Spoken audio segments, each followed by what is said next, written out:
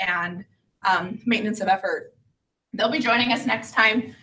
Next time, our intent is to do an all-day training and have the last half of the day be centered around your data. We have a lot of issues with data and data quality. We have LEAs who submit data thinking that they know what they're supposed to be submitting, but the definitions aren't real solid. We've had a lot of misunderstandings in the past year or so about how we use your data. And so we want to start a series where we start working through some of the data points that are being submitted. A lot of that information gets disseminated to your data stewards, but you all aren't in those meetings. Or we tell you things about data, but your data stewards aren't here. And so the intent of these meetings is to bring some subject matter experts in for some of the other sections so that our business and our subject matter experts can be in the same room at the same time. So we'll plan a little better next time and hopefully give you more notice and have a bigger space. But when we were able to pull that data, it's not really going to be a data conference, but it'll be a little bit of a deep dive into how we use your data and why it's important. For today's meeting, we were able to get Corey Weeks from State Finance, who's going to go over some Social Security issues and some things with. I'll let you go into what you're going to cover. I'm going to talk a little bit about teacher salary and some requirements we have to get some information out of transparency. I'm also going to cover some stipends, some update on stipends. Lon's going to go over reporting issues. Jamie's going to give you an update on the 2020 budget and some projection things, some issues that we ran into this year. Corey Ponce is going to give us a little update on the statewide online education program. We've had a lot of questions and some issues with that lately. And then we'll end with Rebecca Nelson doing some Q&A and some discussion about the grants management system. The intent of this meeting is to be open. If you have questions, please let us know as we go along. We're not just up here to drone on and on. I do have to excuse myself in about an hour. I have some family issues I have to take care of. So I'll probably buzz in after Corey. Okay. I'll turn the time over to Corey. Just talk loud. You don't have to have a microphone here. So. All right, perfect. You're also on camera, so. Okay. I'll button up my shirt. So let me be, I may be a little bit confused on the audience. The audience today, school districts and charter schools or just charter schools? We have both. Both. Okay, so for the school districts, I've reached out to several of you in the last few weeks asking for money, and I appreciate the cooperation that you guys have given me. And if I haven't reached out to you, I still might. There's still 3 or 4 school districts that I need to reach out to regarding secure rural schools. That is separate and apart from this. I just thought I'd take advantage of the opportunity with the audience. With Social Security, Section 218 of the Social Security Agreement should be pretty familiar to everybody. Is there anybody who is not aware of what Section 218 and how Social Security plays into? Okay, so when the Social Security Act was written, it was written in terms of federalism, and so states or state and local governments were considered exempted from Social Security, and it was considered that it didn't apply to them. Section 218 was written into the Social Security Agreement in 1953, I believe. And Section 218 provides an opportunity for governments, for state and local governments to opt in to Social Security. It's not an opt-out, more than not an opt-in. As of 1991, they made another addition to Section 218 that said you're automatically opted in unless you have a qualifying retirement plan. So it's become this hybrid opt-in, opt-out tool for state and local governments. Going back several years now, the state Social Security Administrator preceding me, I'm the new Social Security Administrator, had a question out to the Social Security Administration concerning charter schools in particular. Charter schools are entities that that are a very gray area as far as Section 218 applicability nationally. So, of course, when the Social Security Administration finally came back with their guidance this year, gave state Social Security administrators the definitive answer of it depends. But they did provide guidance on in what ways or how we could determine whether or not Section 218 applies to charter schools in our individual states. And based on the way the state of Utah governs charter schools, you're definitely subject to Section 218 and the state government provisions, or state and local government provisions of the Social Security Act. That means, yeah, go ahead and, okay, so the big indicator of whether you're able to opt out of Social Security or not is qualifying retirement plans. That is a very complicated question. I noted that 18 charter schools have qualifying plans with URS. So if you are a URS participant at your charter school, you're good to go. School districts, this portion is going to apply to you guys equally as well, because you're under the same laws. But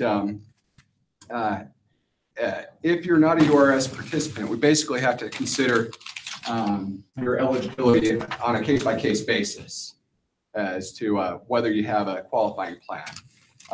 Your reference is, it's actually, so this is the incorrect reference. It's a, that's my typo. I apologize. I said that to you wrong. It's a publication 963, and that's IRS publication 963, chapter 6 is where defined benefit or qualifying retirement plans are defined. If it's a defined contribution plan, then it typically means you have to have a minimum benefit payment. You have to be contributing at least 7.5% and have the broad term of reasonable returns. And publication 963 will tell you to look up a different reference of the Internal Revenue Code, and that defines reasonable as reasonable under the circumstances. So take that for what it's worth. But reasonable interest rate returns on the money invested. Defined benefit plans. There are a lot of qualifiers to what constitutes a defined benefit plan that is a qualifying retirement plan under Social Security Section 218. So if you're interested in looking at that, I recommend getting with a tax attorney and evaluating your retirement plans. I'm happy to field questions. My contact information is going to be at the end of this presentation, so you should have access to it. And I'm happy to field questions as they come in. If your staff is interested in opting out of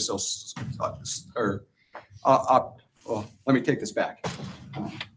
If you're qualified, so now we have to go, do we have a qualified plan? The next step is, do we have qualified participants?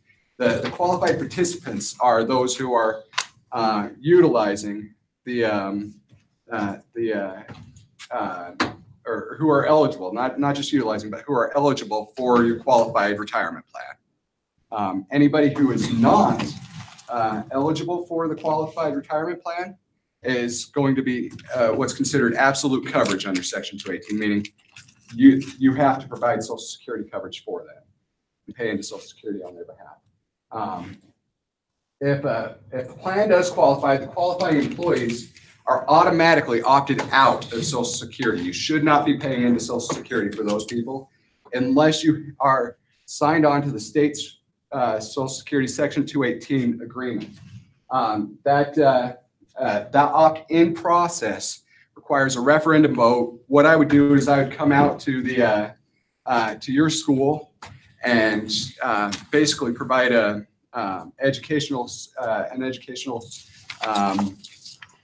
seminar of sorts to basically weigh the pros and cons and from an objective standpoint say, here's what you get, here's what you lose, and vice versa in participating in Social Security. And then after 60 days, we'd hold a referendum vote, and anybody who's one of these qualifying employees would have the opportunity to vote and would be required to vote in this referendum process. And then the results is a simple majority. You vote in or you vote out. And then there is the option of opting into Medicare only if that's desired by the by your staffs, by your staff members. Already talked about that. That was it. Okay, so I guess my contact information did not make it in. You can reach me at cweeks, that's CWEEKS at utah.gov. My direct line is 801-538-3100. I don't know, are you guys planning on having a break at some point today? Well, not to answer the question about the break, but I have a question when you're done. Okay, perfect. I was just going to say I'll stay until through the first break, if there is one. If not, I can stay. I guess I can stay the whole time, but to answer questions after. But I also they had plenty of time on the agenda for filled-in questions right now if there are any questions. Oh yes, no, you already said you had a question. So I know that getting a resolution from the IRS has been something that's been like 4 or 5 years in the making. It might actually predate people in this room, so they might not really know why this matters. My question for you is, obviously this is information or something that each individual charter school and their governing board would need to consult with an attorney regarding in order to follow the proper process. Is there a reporting requirement up to the state? So once they follow or make that determination, do they have to report back to us, to the state in any way? They should be reporting to, yeah, I can fill that that communication back to the Social Security Administration, whether you choose to remain opted out or opt in. You could also report directly to Social Security field offices. So is there a timeline and LEA? I mean, usually this is a decision that's made when a charter school opens, but is there a timeline for existing schools that they would have to revisit this and make a determination now? We haven't been presented with a timeline at all. So this is going to be at the rate at which you guys can address it within your schools. Yes, sir. So for those schools that are currently contributing to URS and paying Social Security, you've got to go to the employees and say, hey, vote to do away with Social Security. What's in it for them? I don't understand why they would choose to not do Social Security and do a URS. It sounds like a great deal. Yeah, and that's what most entities have decided, that it is a better deal to have both. But I mean, it is a little bit of a boost to your paycheck. The school saves money in the payroll costs. The employee has a little bit better paycheck because they're not contributing that 3.75% or whatever it works out to be for their portion of Social Security. So I mean, there are plenty of entities that opt out. There are plenty of entities that opt in. So I guess that's why they leave it up to the individuals, public entities.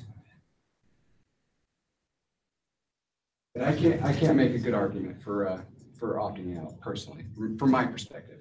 But that's I'm not going to say that in a referendum process. But, Okay. But I present that much more objectively. I was just wondering if I was missing something there. Any other questions?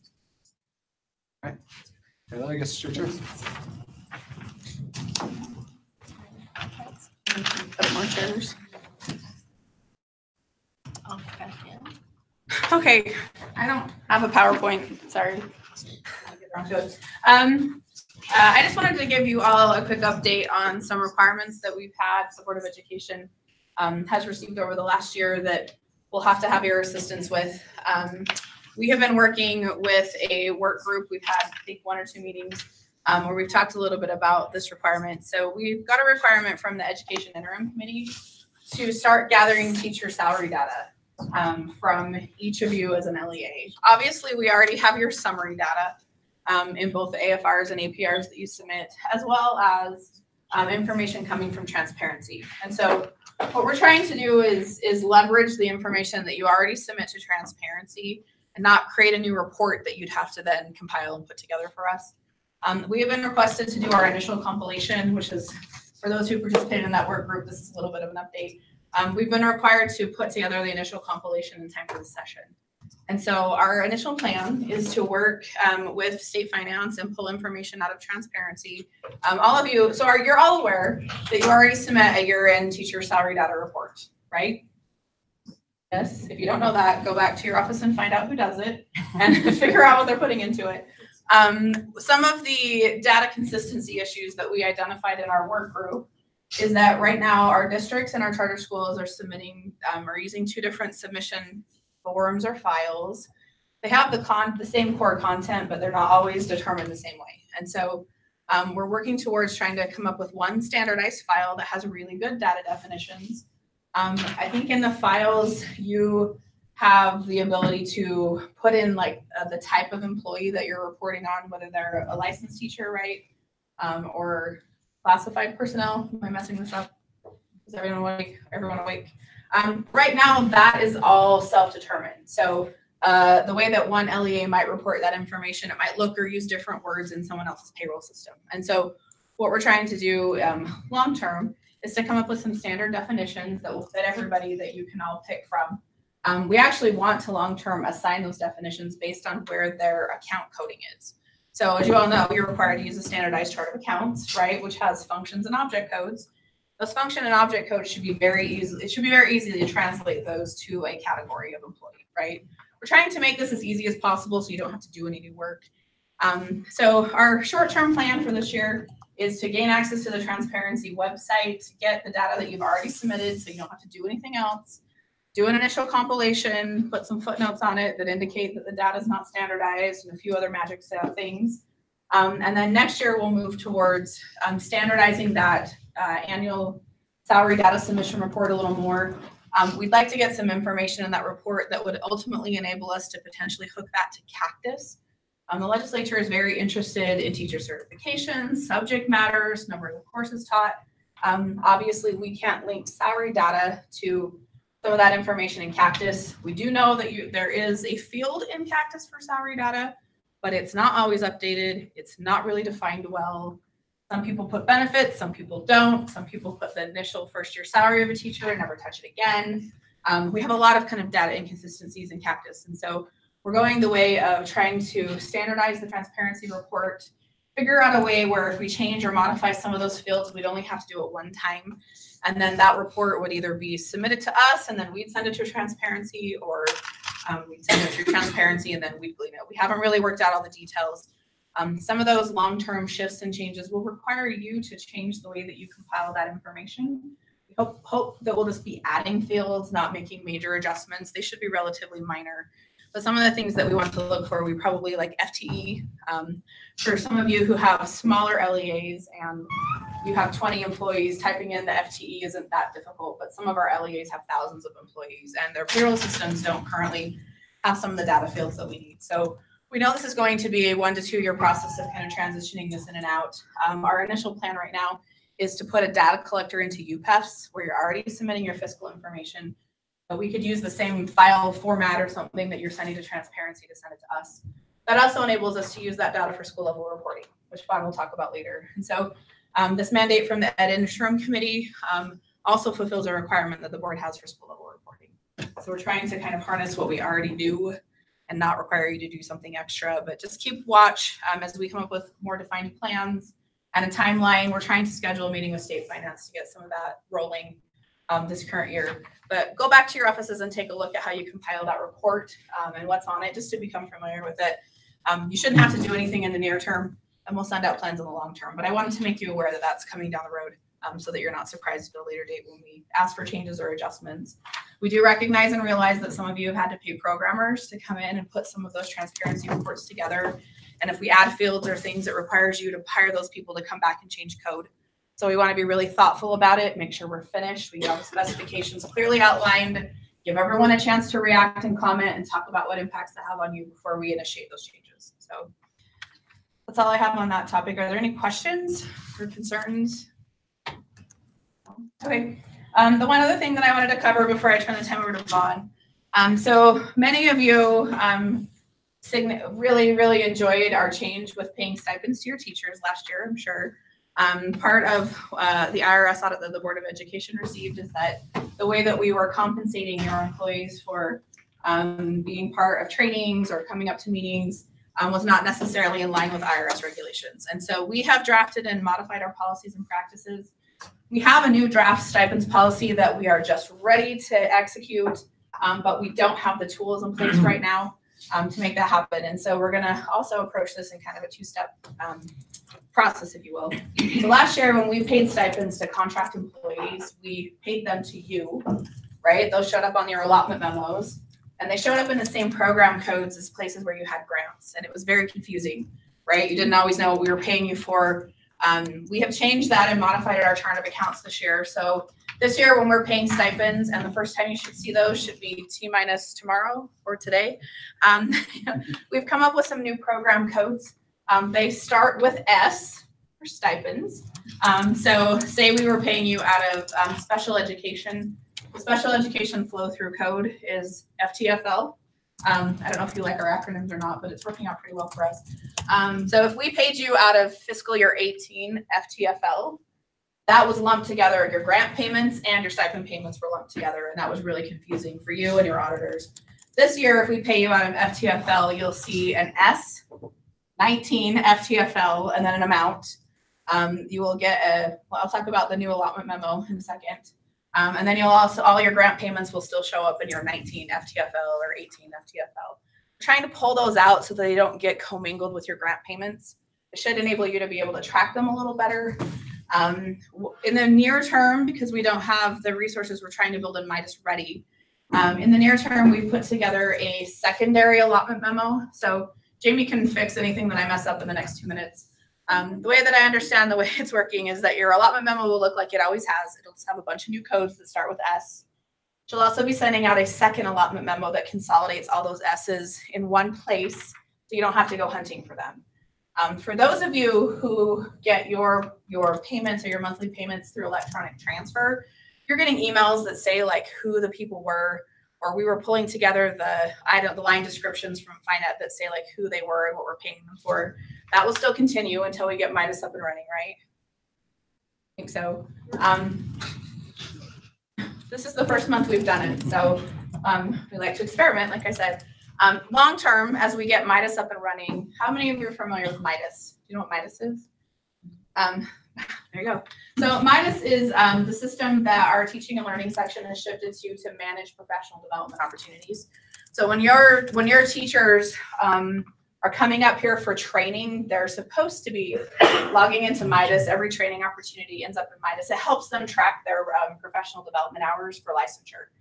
We're piggybacking on top of that because it's a process that's already happening, and we're going to put the fiscal elements in there as well. So our hope when we get that up and running is we don't have to send you an allotment memo with like Egyptian codes on it. We can actually send you a printout from Midas that tells you exactly what we're paying you for. The other part of the policy, which is a little bit different, and it's still not 100% approved or adopted here at the board. It's still in draft process. In the past, our sections told your teachers that when we paid them that you would pass the money on to them. We're not going to be doing that anymore. So as soon as we get this new policy in effect, we will be putting all of the payments. We're not calculating mileage or doing travel reimbursements anymore. We'll basically be paying like a daily stipend. If you show up and you're within this many miles, we'll pay you the daily rate, and we'll also pay you the mileage. And you as the LEA get to determine how you want to handle that. You will only be receiving payments for teachers who are, or educators who are on contract. So if they show up here in our building for a training and they are on your contract time, I will be compensating you, or not I, we, the board, will be compensating you for those educators or individuals being out of your classrooms. We recognize that you have costs associated with substitutes. There are some travel costs associated with those. And so the other part of the policy is that you as an LEA get to determine how you want to use those funds. If you want to pass them through to your employees or educators, that's completely up to you. If you have a policy that says you don't reimburse for mileage, then we are The only requirement on the fund that we're creating or the program that we're creating is that you also use these monies for professional development in your district. So if you don't choose to pass those through to your educators, you have to use these funds for professional development. We don't think that it's going to be a massive amount of money, but we're trying to consolidate the process so it didn't create so much chaos and havoc for you as an LEA. We know when we made that switch to try to comply with the IRS, we didn't have a lot of time to think it through and work out the bugs. And so we're trying to kind of rectify that. The Midas software will do all the calculating for you. It's supposed to be able to generate reports that we can send out on a monthly basis. It will be really cool when it's done, but as you know, anytime you try to work with software developers, it takes a little while to get things running. So our hope was to have this up and operational by July. That didn't happen. We have the policy ready. Our hope is to have it up and operational by January, but seeing as it's almost December, I don't think that that's going to happen at this point. So we'll keep you posted when we make a change. Until then, it's business as usual. If somebody shows up and they're on contract, we're sending you the payment and kind of letting you guys decide how you're going to facilitate that, but breaking that out in a little better way so you can see what it is. Are there any questions? So Natalie, is this going to eliminate, because I'm getting calls all the time from other LEAs they've got some allocation from the state and they're passing a stipend on to my teachers through an LEA. Problem that I just found out about. So we have to address that one. We hope to not have that happen in the future. That would be awesome. Yeah. You talked about the fact that you're wanting to limit any of these funds to professional development. Mm-hmm. Now, obviously a cost that all of us would have in doing that is having a substitute. Would you consider that a professional development cost? No, so it's kind of an either or. If your LEA decides to compensate your educators or pay for the substitute instead of making your educator pay for it, you can use the funds for that.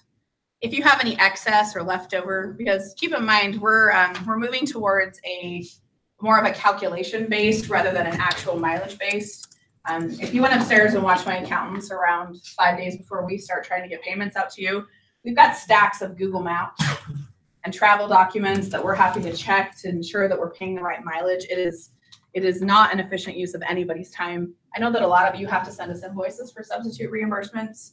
I also think that's not an efficient use of time. So what we're moving towards is a stipend based or a daily rate based fee that we would send to you to compensate you for the time that your employees are out of their classrooms or out of their assignments to participate in projects here. So likewise, if somebody is off contract and they're doing work for us, we're running them through the procurement process. We hire them on as a contractor or a vendor. You won't see any of that. If individuals are showing up here on a Saturday, that's not contract time, right? So we are entering into service agreements with them for their off contract times. So the way we split it here is the first decision point, are they on or off contract? If they're off contract, they go through procurement and you never see it. If they're on contract, then that's when we go through the calculation of how much we're going to pay them based on how many miles they are and the time that they're here.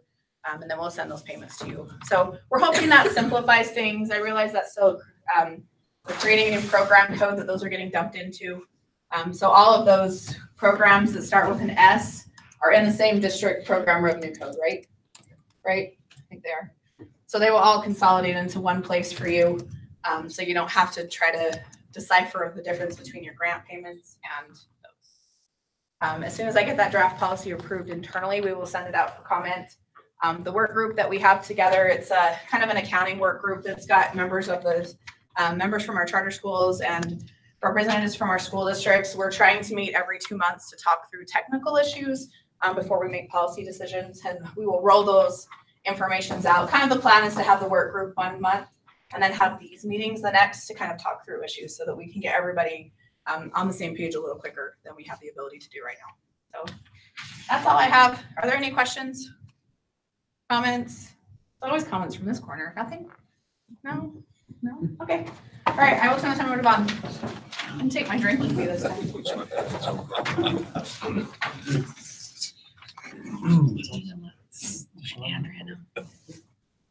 Want me to banner for you? I can banner for you for half an hour. I can banner. It's a thing. Punch it. Year end, wanted to run through some things. The validation process took a little more time than we had expected. We had set up all of the revenue accounts and we had about 12,000 revenue accounts. And then everybody started complaining, well, I can use property tax for this, or I can use my minimum school program in this program code and all of the things. By the time we got all of the things that you put in there, it's about 27,000 lines of revenue codes. And so it took a little more time than to upload a file than we had anticipated originally. So we built in a new process that we can lock everybody out of the system if we need to while we allow a single LEA to upload.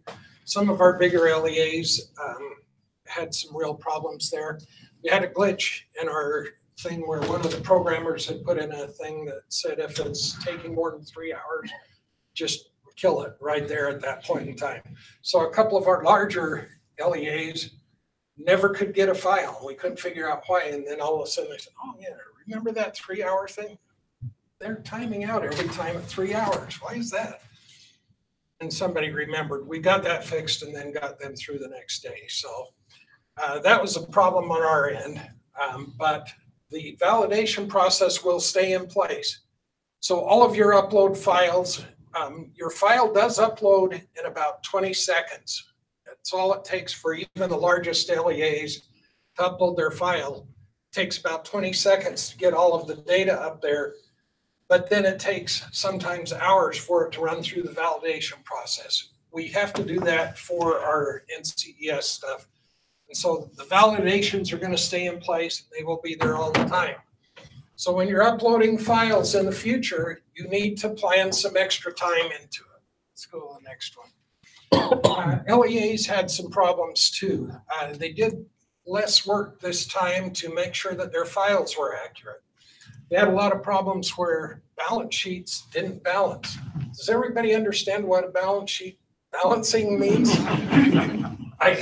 I don't think we do, because we had a lot of them that came in where the assets did not equal the liabilities plus the equity. I mean, that's basic first year accounting class. So anyway, we had a bunch of those that didn't. And we had a bunch where the balance, the fund balance on the balance sheet didn't match the balance at the end of the summary section.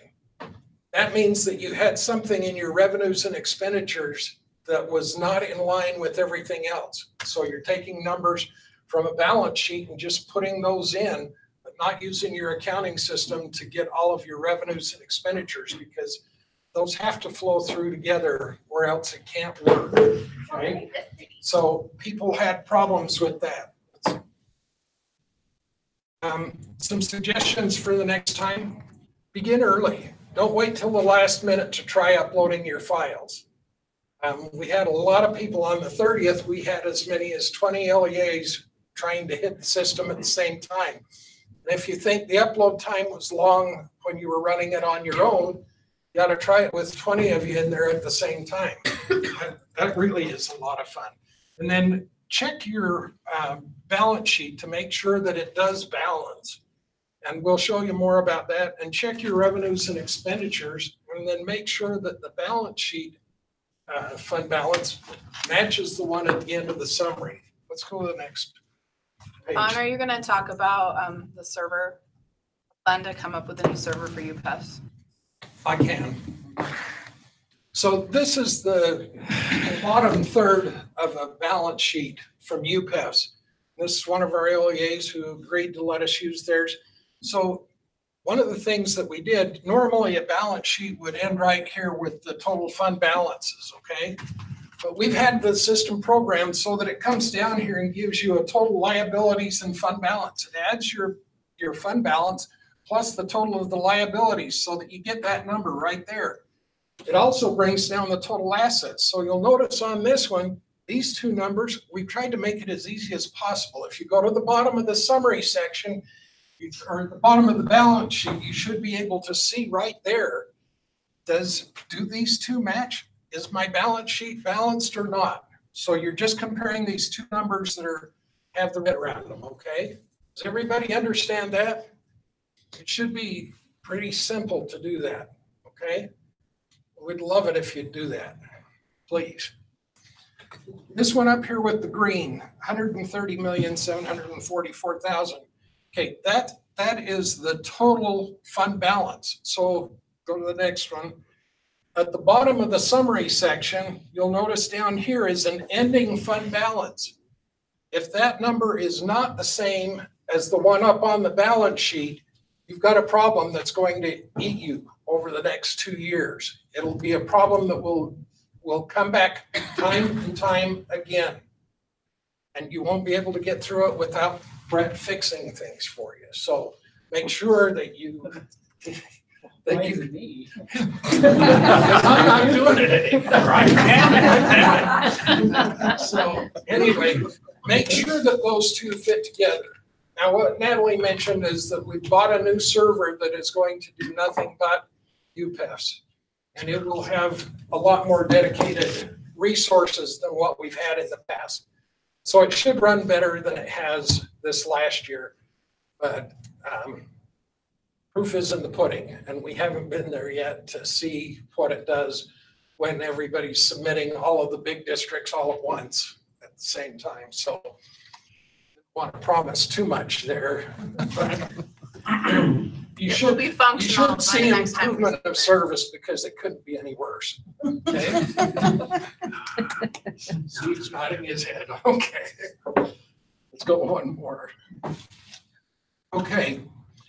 I want to walk you through a little bit of code here, and I'm not sure if this is new to anybody. It shouldn't be, but it seems that some of you still have auditors who are finalizing things and still having a hard time getting there. Okay, the annual financial report of each school district, and this is the part that's defined in 51-2A-201. Does anybody know what that code section talks about?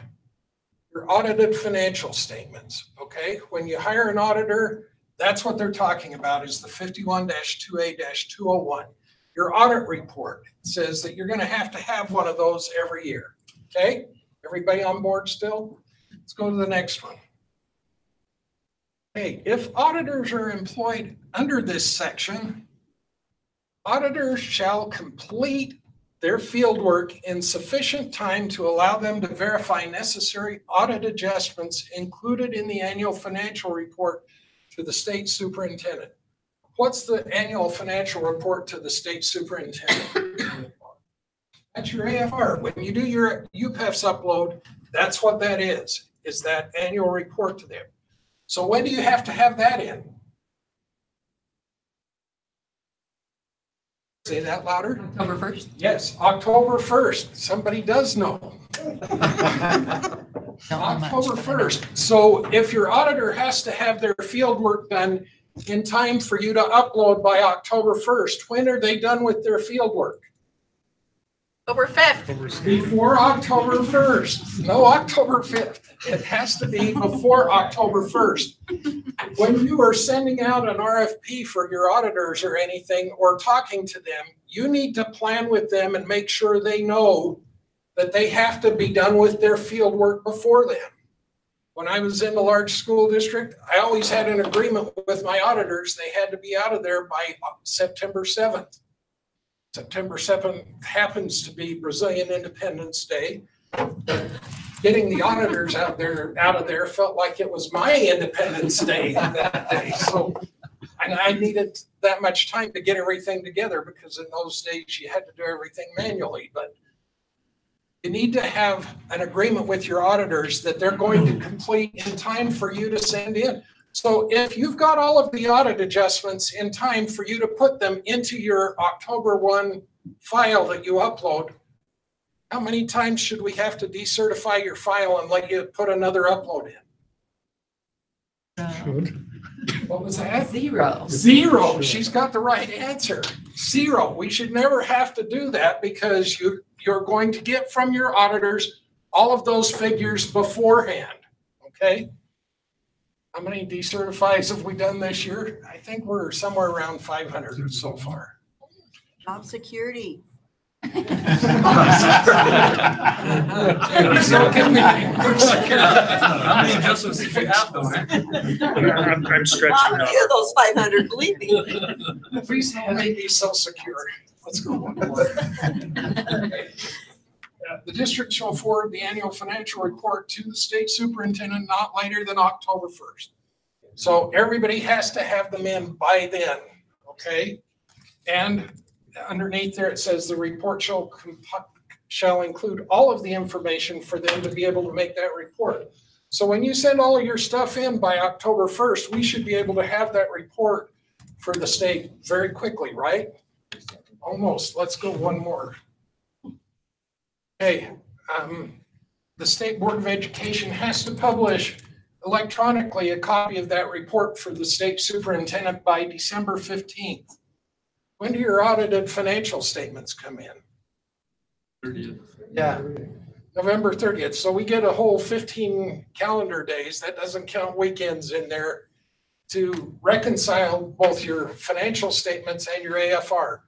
How do you think the reconciliation of AFRs and financial reports are going? If we're at 500, that means that some of you are re-uploading 3 and 4 times to get that final one in there. Okay?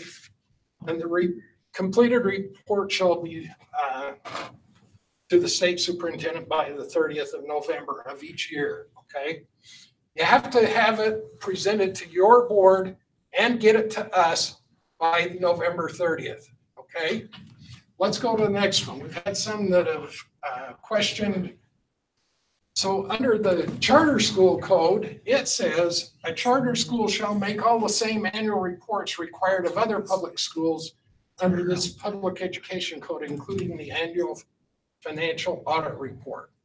Okay, so it doesn't matter which section of the code it comes from.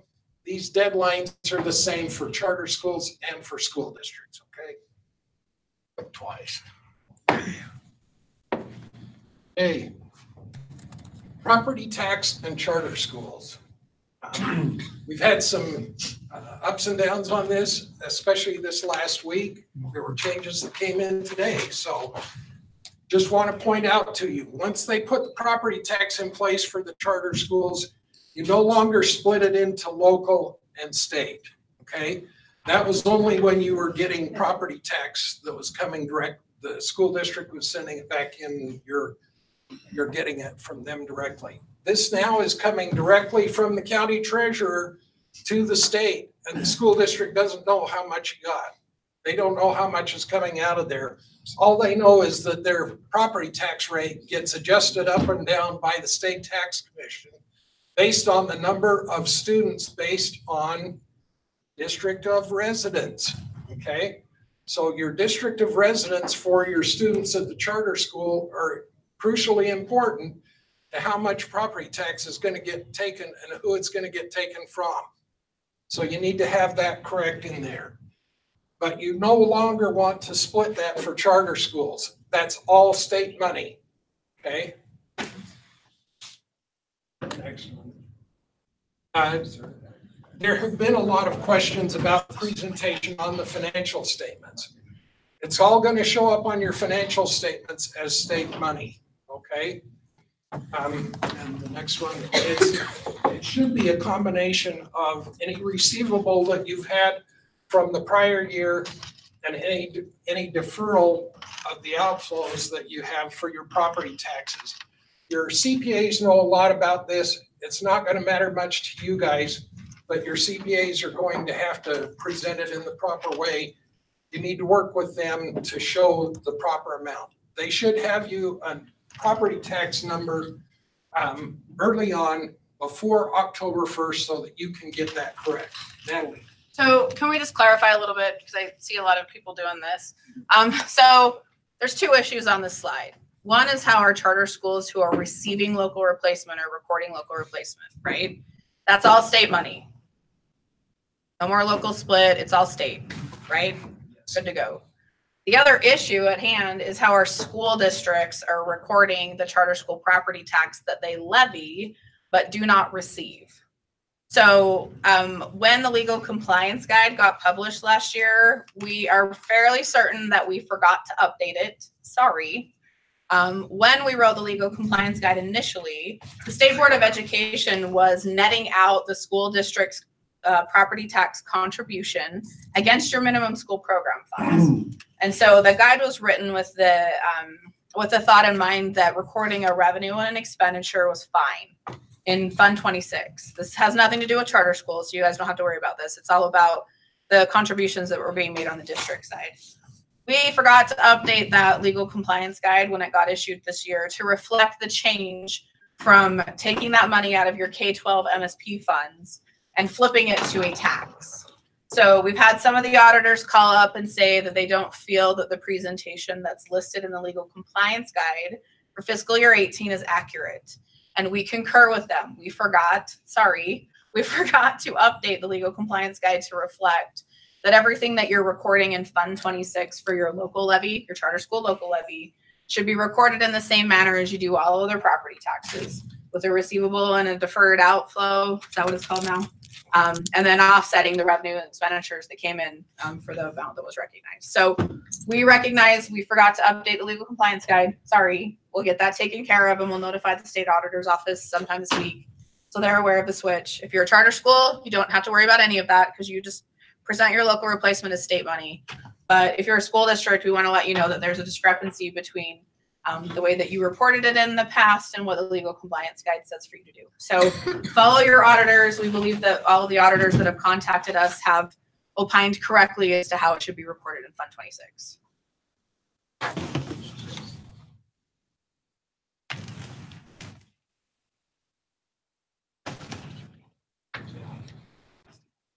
We have a new deferred revenue system in UPEFs.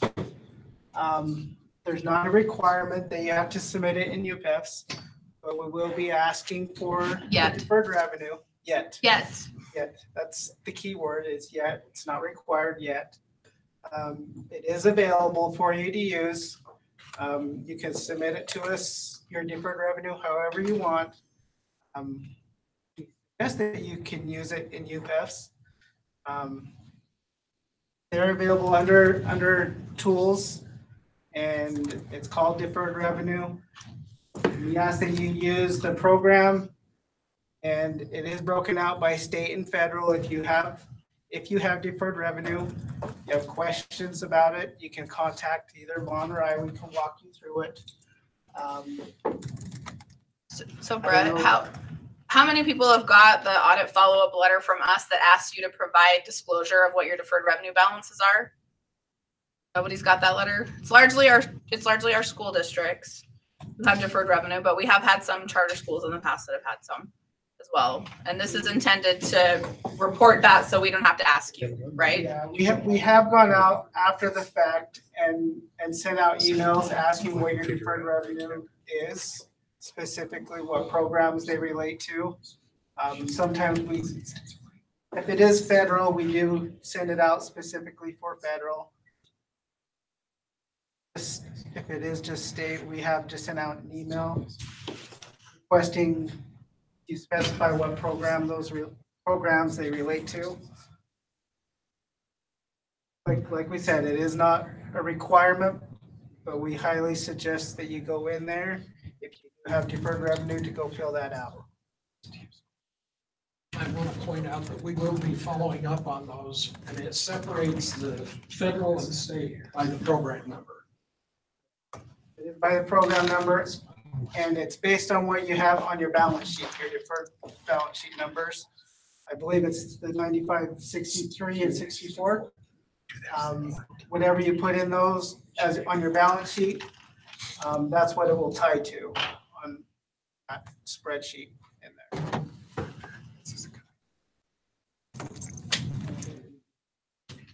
Yeah, the bottom, it may be required in the future, so maybe take a look at it.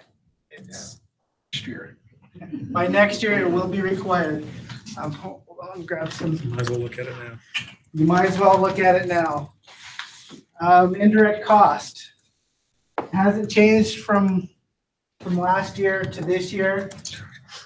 One thing about indirect cost, we do not fill those out for you. If you want an indirect cost, you begin that process for your LEA. We do not do that for you. Those are due by December 15th. And also going back to deferred revenue, if you have those by December 15th, that would be great. I can't say That's when we would like them, but you can have, the sooner the better that you look at those, that would be great.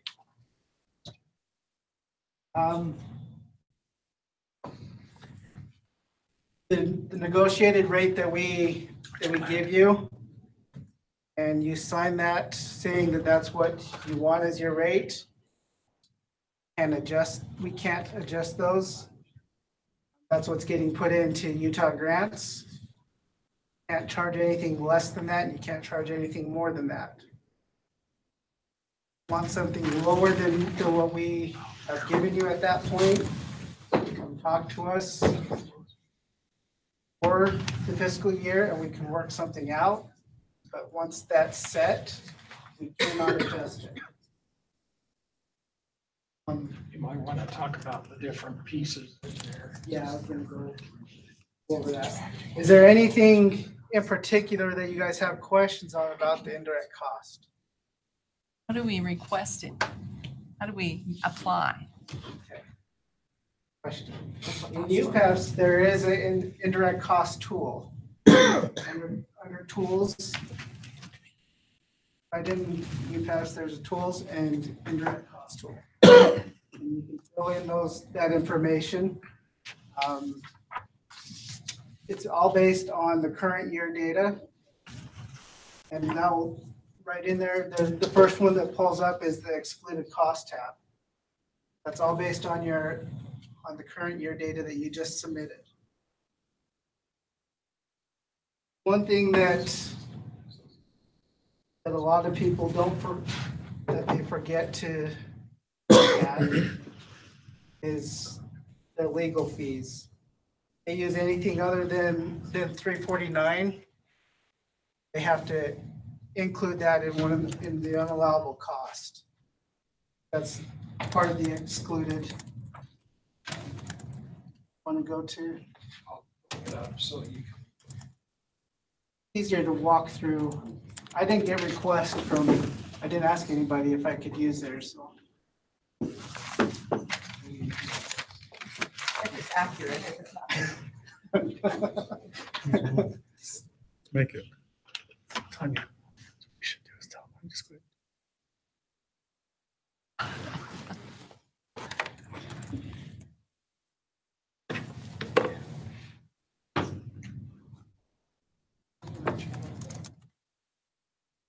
Here's up here at the top, there's a list of excluded costs that we automatically pull out of your UPAS submission.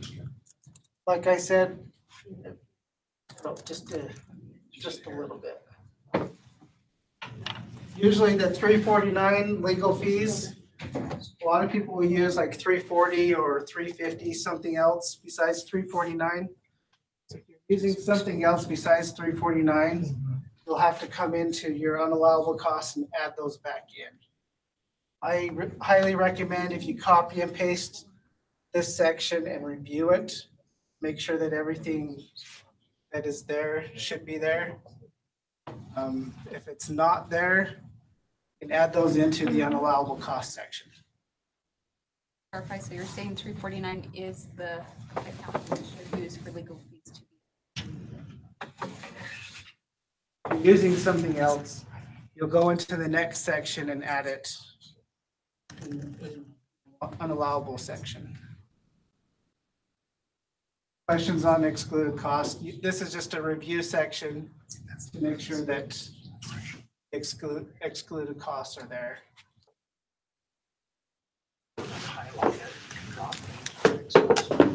Yeah, if you just highlight this whole section and copy and paste into Excel, you can work it pretty easily in Excel. That's the best way to do it.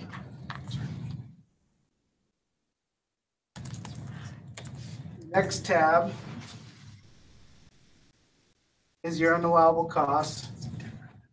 In there, you're going to put your bad debt. By chance, I don't think we allowed it in validations. By chance, you use it in your actuals contingencies. You shouldn't be because that's only a budget item. So if by chance you do, you'll have to include it there. Entertainment, fines and penalties, the general governance. General governance is be your superintendent, manager, business administrator, and secretary, or that's typically those that fall under the general governance. But remember that in the state code, it says that you have to have, for a school district, it's the superintendent, a business administrator, and a board. For a charter school, you need a director and a business manager and a board, okay? So those all fall under general governance for all of their salaries and benefits or anything that you pay them, okay? And under the contributions, we had a charter school a few years ago that contributed to Senator Fillmore's campaign. That contribution has to be listed in here for that school. Bad debts, anything that you write off for parents for unpaid lunches is a bad debt. If you received any fines or penalties from the IRS for filing your 941 late, those fines and penalties need to be listed here.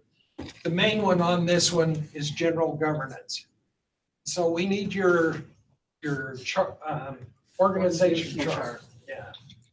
Typically, all those that report directly to the superintendent is gonna be reported here. Organizational chart shows that everybody reports to your superintendent. You're gonna have to list them here. That means, sorry, does that mean they'll all be excluded? They'll all be, okay.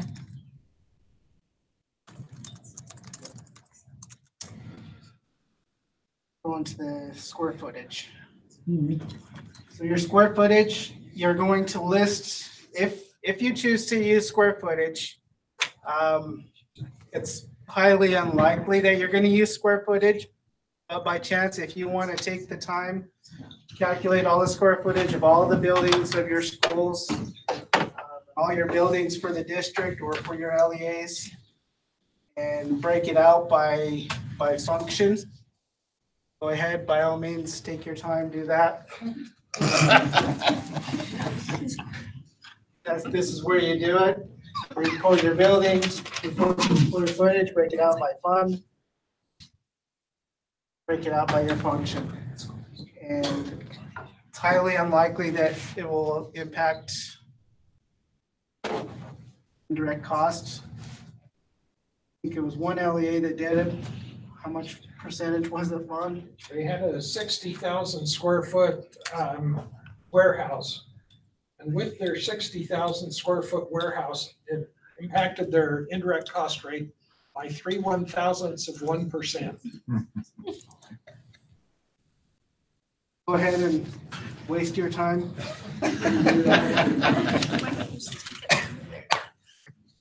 The unused paid leave. It's those that are terminated if they have unpaid vacation, they're terminated. Pay out that vacation or sick leave after their termination. That's where you would report that. They can't be paid. The amounts cannot be charged directly to a federal program. They put in their 2 weeks and you say, okay, this last week of your leave, this last week you're going to use vacation. You can't use that. Can't charge that last week under here. That doesn't count. They have to be after their termination and then you pay it out their leave. That's where this portion would come into play. That's the unused leave paid at termination. Especially not early. Yeah, early retirement, anything like that. That's just day they work. You'd never have that. Leave, sick, or Just don't have leave it. vacation that you pay out at termination. Questions on that?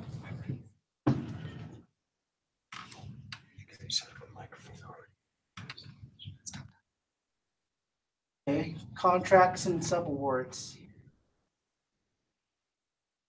Contracts have to be more than $25,000 to be entered into this amount. Anything that's in the excluded portion of it's over in the excluded section, don't put here, so that'd be your constructions. If you have legal fees that you've already entered in, don't include them here. Let's see. Food delivery services are not contracts, those are commodities. Insurance is not a contract.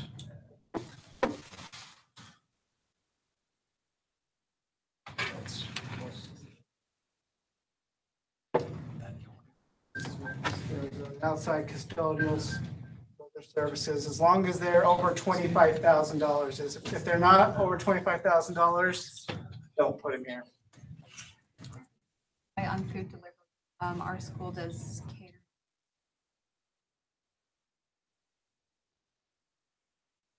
Are they running your lunch program? Would count. Count as a food delivery. Outside, if the company is running your lunch program, then it would be included. If they're not, Have staff running it. That's kind of, okay. If the money's running through your accounts, not a straight one-for-one price with what your parents are paying, would need to include that.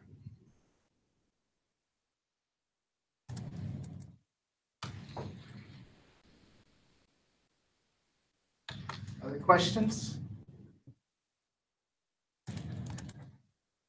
Have any questions on any of the indirect costs? Contact either Vaughn or I.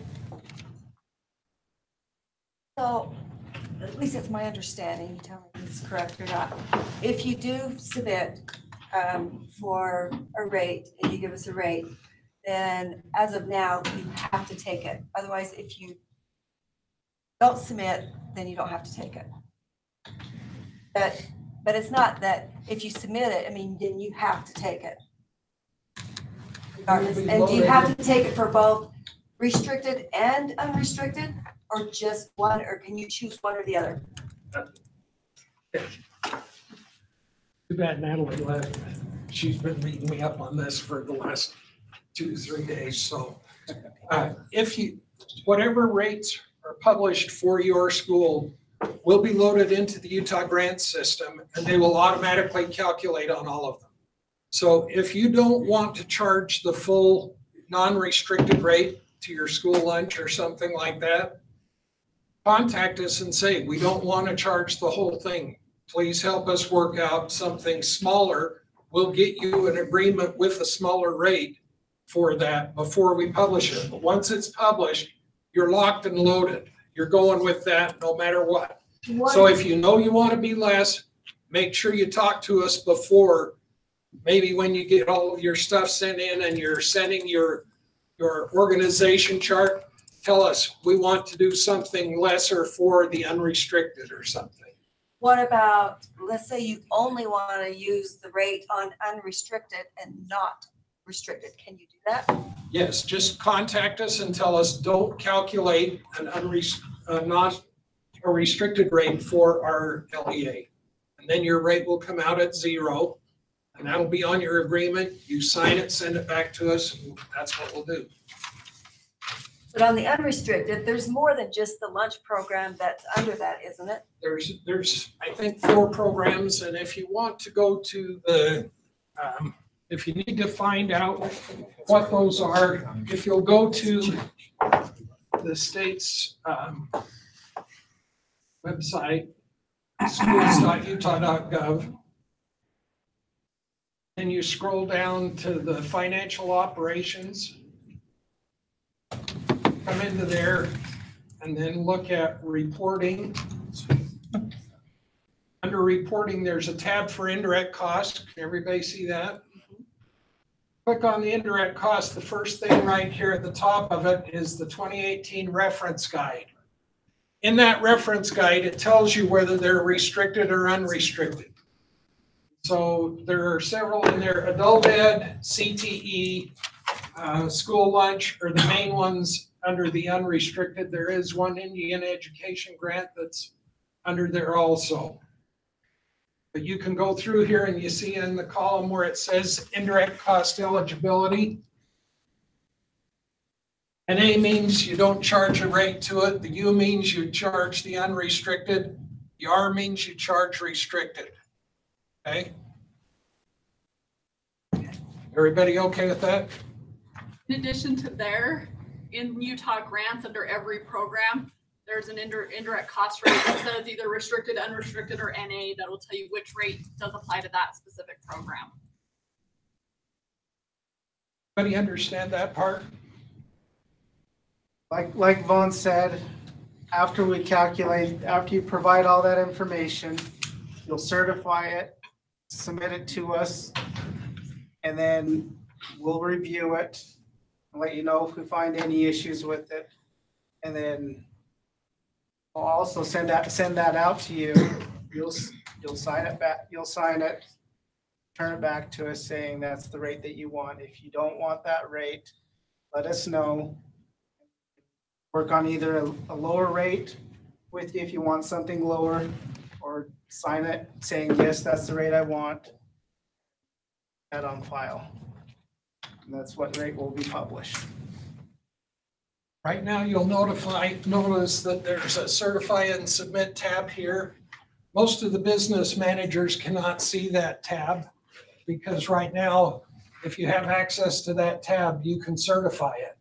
And that needs to be your building administrator. So we're trying to get them to give that to you available because it's a really easy place to review all of the data that's in there. And then you can see whether your administrator has submitted it or not. But we're trying to get that access for you. It's just going to take a little bit of time. So please be patient for a couple of weeks. Any other questions?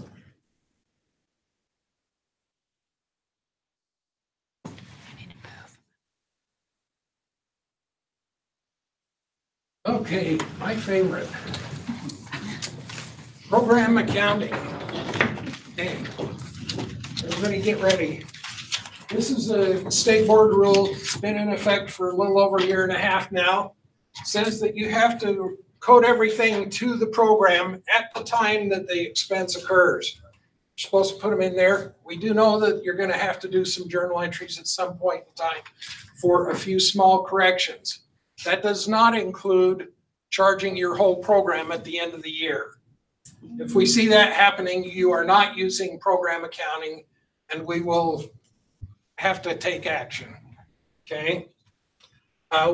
We will be visiting some LEAs to see what their internal controls for the program accounting are, because we're seeing some things on our APRs that are pretty strange.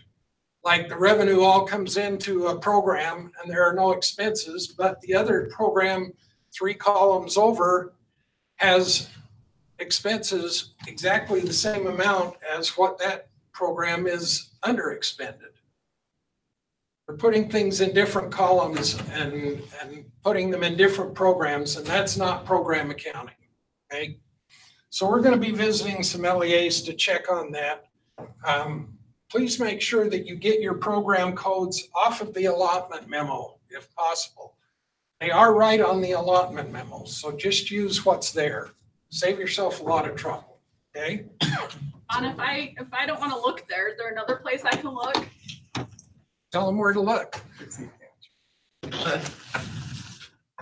Anyone, can you go to the website?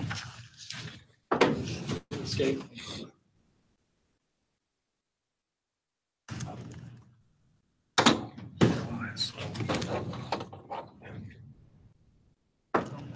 Over on the last tab where it says reference guide, yeah.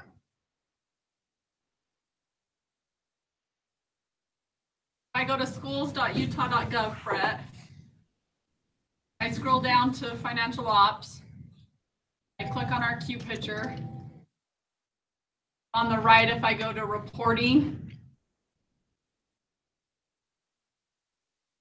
I go to chart of accounts. Right if I scroll down under accounts for fiscal year 19, I should see my program code list and my revenue code list, right? For all programs and all, right? For that fiscal year? Perfect, thank you. If you're wondering if the title matches with what you're doing, take it off the allotment memo. It's much more accurate. Okay? We've had some people try to do it off the chart of accounts, and I can see why they're a little bit off, but it's off. Okay, let's go back.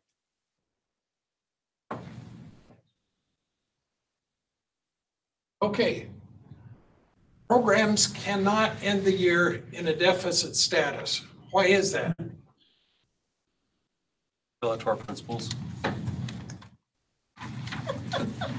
If you allowed them to get into a deficit status, then you have arranged for them to use some of your unrestricted funding to pay for the rest of that program. Okay? So most of you have something built into your fiscal system that has a budget review that if you don't have budget for it, it will stop a purchase request or something like that. So you cannot end a year in a deficit status in a program. The balance that is there will carry over to the next year. And if you have a deficit, then you're deficit spending on future revenues. What are some of the basic principles of accounting? There's one called a matching principle where you're trying to get it to the time period in which it occurs. You cannot use prior year's expenditures with the current year revenue. Federal government method. Everybody else can. My funding for it would you typically move funding in or expenses out? I would move revenue in. The unrestricted revenue I would move into the program. Keep your expenditures in the program, but move your revenue. Okay? That's why we ended up with 27,000 lines of revenue instead of 13. Okay, everybody understand that? So every year when you go to do your AFR upload and it does your APR for you, go through and check and see if you've got programs that are in a deficit. Because if they are, you need to go fix the revenue and re-upload before you certify it. Okay? Please. That's Brett's favorite, by the way. For federal funds, you need to follow all of the provisions that are in the Department of Education's uniform guidance, okay? And that's out there on the web. You can go through those. Those are the same things that they have for all of them, like you have to have personnel activity reports for time and everything like that. So all of those pieces are there. The things that are unallowable under federal programs are listed there. All of those guidelines are under the federal, if you go to the Department of Education, just put in uniform guidance, it'll pop right up, okay? You need to identify restricted and non-restricted programs and account for them appropriately. I'm going to use an example of a special education resource student. Okay, so for a resource student, you get 2 WPUs. You get one that is an unrestricted revenue that comes through the regular WPU, and then you get one special ed WPU. The unrestricted WPU is to pay for the classroom teacher because they're in a regular classroom for part of the day, aren't they? Okay. The special ed part is to pay for the pieces above and beyond the regular classroom stuff that's you've already got a regular WPU to pay for that. So you can't take the regular ed teacher and say, okay, there's 25 kids in her class, 2 of them are resource kids. So I'm going to take her salary and divide it by 25 and take 2/25 and charge that to special ed. No, you already got a regular WPU to pay for that. Okay, that's already there. That's a restriction on that revenue and that program.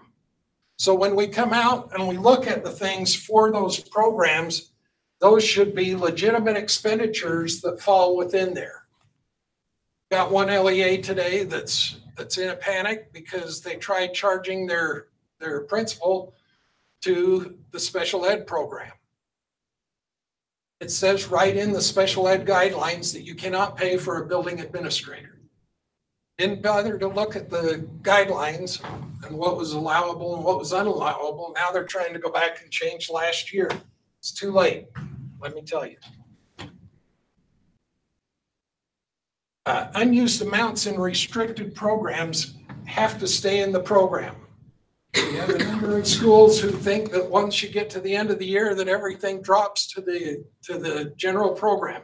That is not the case. If they're restricted to that program forever. Okay? You keep them in that program until we tell you to take them and put them someplace else. Wait for that to happen. That'll be a good one.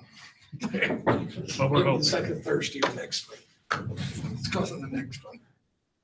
Okay, restricted programs will either end with a receivable for reimbursement programs. So if, like Title I, if you're sending in reimbursement requests, you're going to have expenditures ahead of when you're asking for the money, because you can only ask for it for reimbursement. So you're going to have a receivable at the end of the year if it's a reimbursement program. If it's one of the programs where we send out 1/12 of it to you each month, you might end up with a program balance, which would then become a deferred revenue. And you're going to use what to report that? Deferred revenue tool? Oh yeah, deferred revenue. You would have that for any program unless you've totally spent everything in the program. So you're either going to have it's totally spent and there's zero left, or else you've got a receivable or a deferred revenue, one way or the other for any restricted program. Does everybody understand that clearly? Any questions? Okay, the feds require a state cash management policy, and our cash management policy is that you cannot ask for reimbursement more than 72 hours ahead of the expenditure. So if you know that you've got a lot of payroll going out of Title I, it may seem that you're really quiet and when you're whispering amongst yourselves, but you are going out over the speakers. So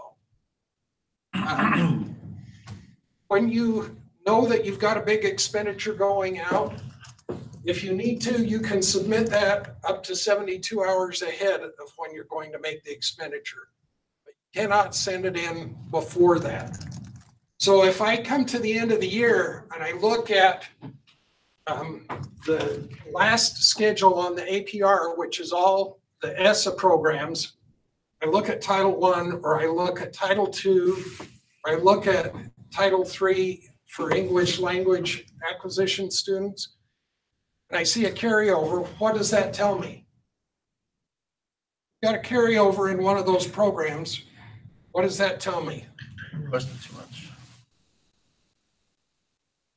Unspent money. It's unspent money, but you've requested it because every one of those is a reimbursement program. So you've requested it before you had expenditures. That means we have to calculate interest on it, and you have to repay that to the feds. And it cannot come from federal funds, cannot come from state dollars. So you're going to do it from local money somewhere. So please make sure that you don't have in restricted programs where it's a reimbursement program. Don't send them in before you've spent the money. So, okay. Next one. Okay. If you need any information on time and effort, things for federal programs, you can go to under the reporting or under the financial operations page. Under resources, go to best practices and then look for payroll. And it will show you about 4 different systems of how you can document that are all acceptable. If you're not doing that, I would go there tonight and learn about it.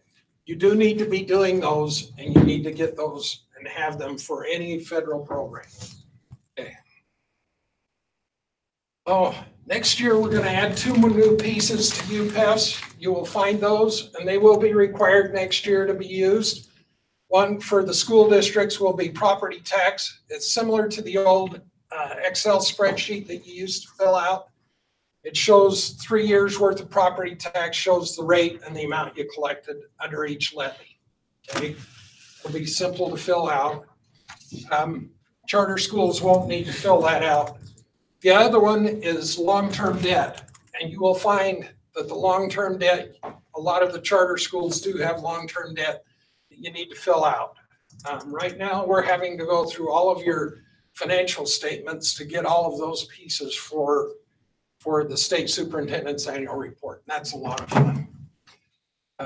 Similar to the spreadsheets that you've used. It'll look a lot just like your deferred revenue tool that you use now. We're developing them very much the same. I think, is that the last one? Oh, school level reporting. Okay. This year when we had, if you send in your AFR information, we let you use your school ones. Next year, you're going to have to use the USBE identifiers. So if your LEA is using your local codes for locations for schools, you need to use the USBE locations. You must have somewhere in your IT department, you must have somebody who's done a crosswalk because they're submitting all the student data using a crosswalk that's walking all of the student data from your current locations to the USBE locations. So talk to your IT people and make sure that you've got all of those going to the right ones. And I'm sorry, but we're going to have to use those, okay? Some items will be identified during the year that we're going to have to ask you to implement. For example, some charter schools have 2 locations. Right now, they're showing up as 1. When the definitions come out in the middle of the year, you're going to have to split them into 2 and report under 2 locations. So please, if you have 2 buildings, start planning right now for reporting them separately, okay? Because you will have to do that at the end of the year this year. You're already halfway through the year. Is that even if you're assigned only one location? Yes, yes, that is. So location is defined as a building or a campus, because we have 3 buildings for 1 location. Those rules will be coming out sometime in the near future. I don't know what the answer is for that one right now. Okay? Church rate. That's why we said there will be some crazy changes coming out in the middle of the year. We've started doing school level reporting for many of the school districts where we have to do a lot of different schools. And so we can show you what it'll look like in a little while. Okay, items need to be coded to valid locations or else they will show up as district central expenses. So we had one school district that rather than charging their school lunch expenses to the school level, they kept them all at the district level. So that's going to make their district level expenditures look higher than all of their peers. And they're trying to pass a bond election to build a new district office because they're in a trailer right now. But they failed the bond election before. Now they're going to come out and show that their school level expenditures, their district piece is higher than all of their neighbors, but they want their taxpayers to pass the bond election. That's going to be a tough sell. Okay, yeah, the reporting will be a part of the report card. Your report cards will start coming out this year, but it will not contain the school level expenditure data. They've given an extra year for that part, so those will be reported on the 2019 report cards, but not for the 2018 report cards that are coming out in December. Okay, does everybody understand that? So we'll have 1 year to look at it. What the reports are looking like is school level expenditures and then a district level expenditure per student. What we do is we take all of the things that are coded to the school level, divide those by the number of kids in the school, then we take the district level expenditures and divide them by all of the kids in the entire district, and then add those two together to get a school level expenditure. And you see differences from school to school because one will be a Title I school and one will not be a Title I school. And so, as you might assume, the expenditures at the Title I school are going to be significantly higher than the neighborhood school next to it that's not a Title I school. So there needs to be some explanation, some context for those. If you want to, so we've been pushing really hard to get several levels of reports for you so that some of those pieces of context, like the federal programs that are there, the percentage of students that are special education, because that brings a lot of extra money. Is it a Title I school?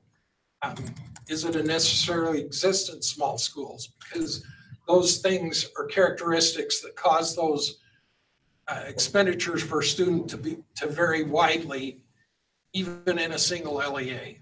So we're hopeful that we'll have 2 or 3 different levels of reporting.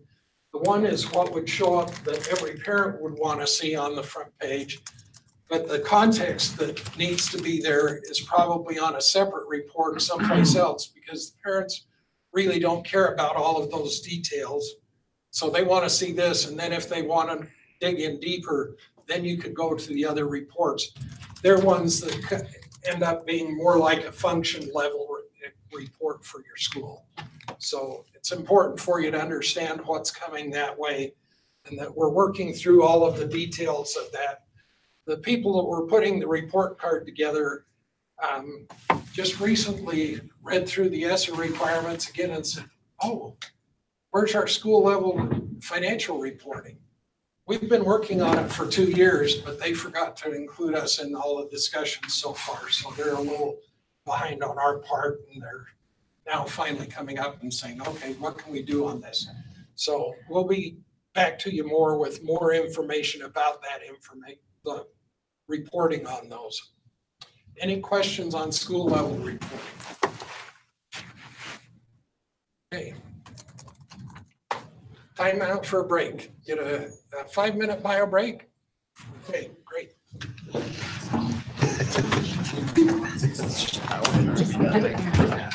Oh, that's right.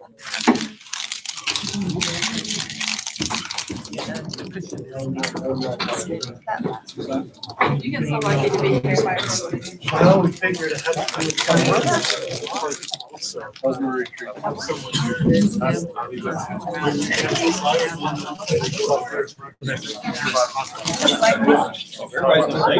Heck yeah, you're sugar free. I have a laptop. Oh, do you?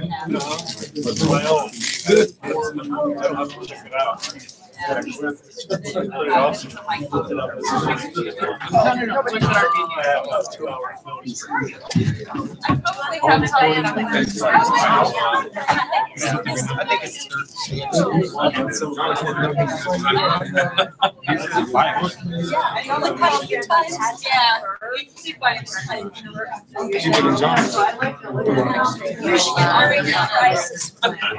Yeah, 4 o'clock. It's more true than you think. They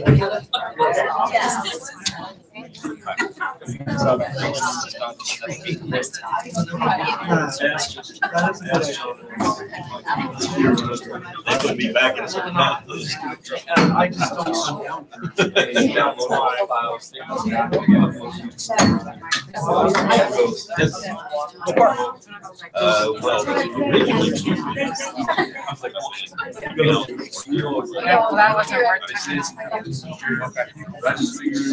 worth it. where you call our wall. We already get something Teams of operations and charter.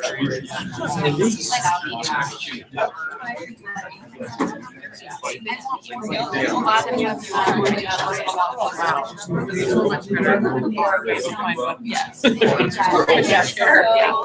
And sometimes, yeah, you're not gonna be here much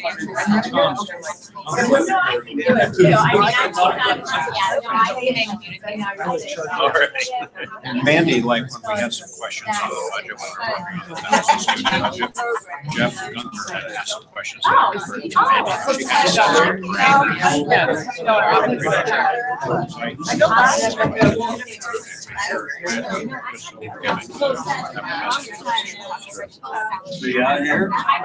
I reach out anytime.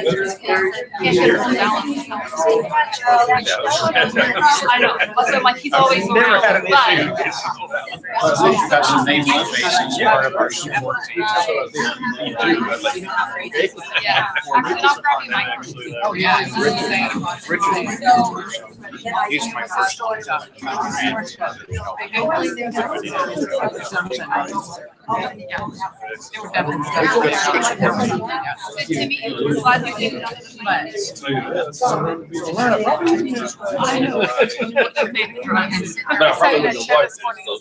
Yeah, it's actually so good.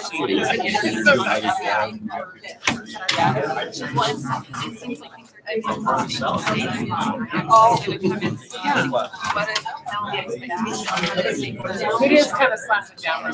Yeah, because a lot of times it's not.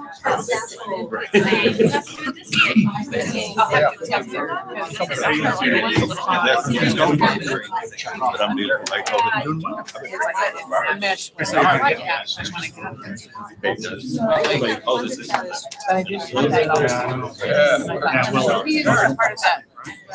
Right, and now what did they say is the requirement there?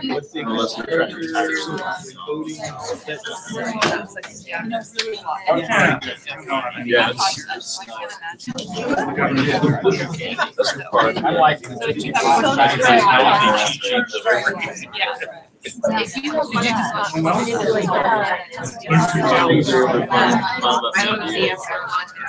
See, and I did. I drove out.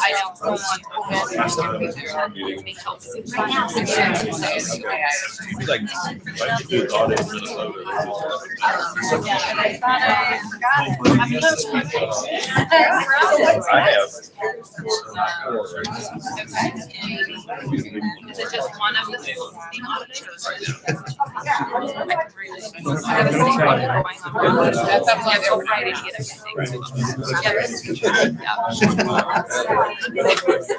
Oh, I thought the next year in my house, I don't worry about it for years, so you guys will have this all figured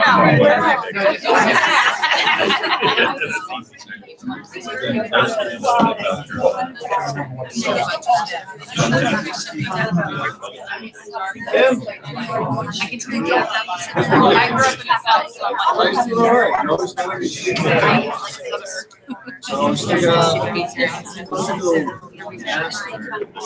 Right, because there are.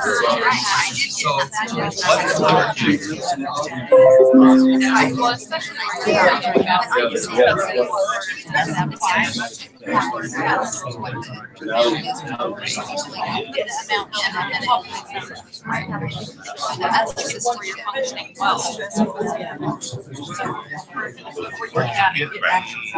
I think that's what happened. I got aggressive. So next year when you're right.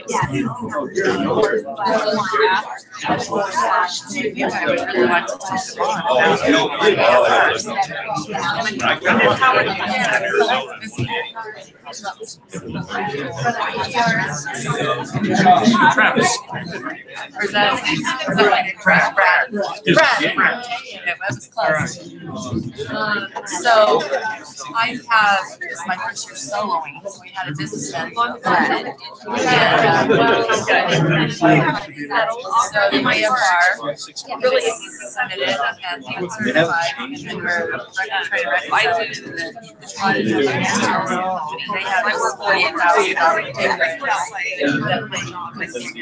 Well, I was looking at the last year's. No, he's doing, he's doing. And if I had the answer.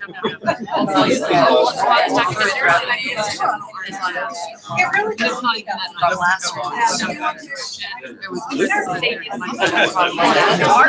They grabbed my card. It ended up being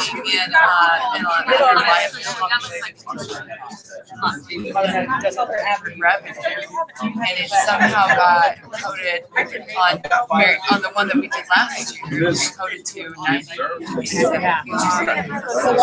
For revenue, it was like 95. So Thanks for the name. Alan told me that. For my transparency.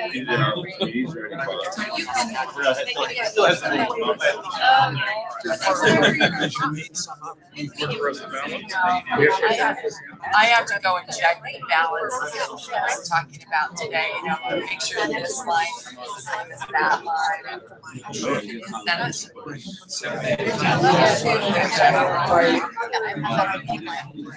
Just start with FY18. 18 balances for funds.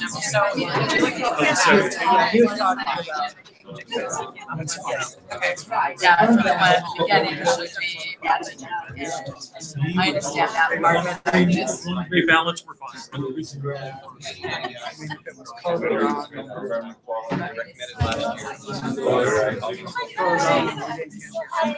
All this pressure. It's too late now.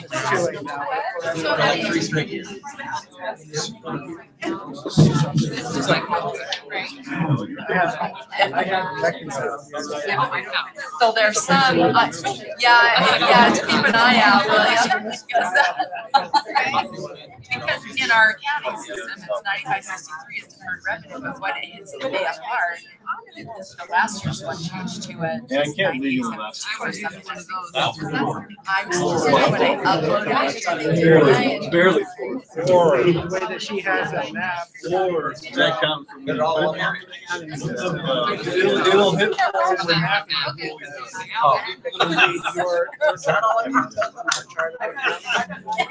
Oh, no, Josh. Don't look. I will. But as long as we're splitting up the salary. You can adjust the map. Suggest. Pick the adjustment. I always tell people that it's very easy to do that for the nurses. All right. For me,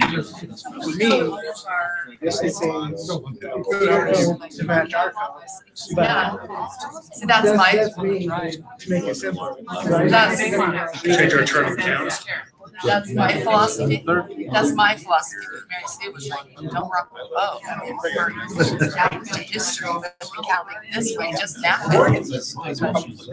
Yeah, now see, I want to do the thing that makes the most sense to us, right? So. The easiest, so that it's even clear. Whatever makes sense to you, having it same. Yeah, I don't get that. Your mind has to say that. Change the chart of accounts. Yeah. I would say that's not that big a deal. Yeah. So, it's talking about not making like, you have to. If we do some accounting changes to code, you're gonna see a big adjustment for the last 4 months. That's the thing, is that you have to do it at the beginning of the year.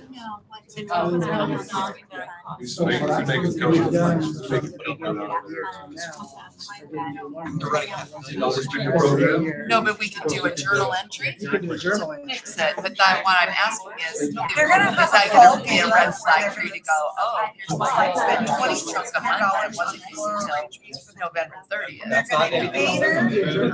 They're gonna show one way. And they're gonna make really nice images. So are you saying I have to change every transaction separately, or can I take lump sum?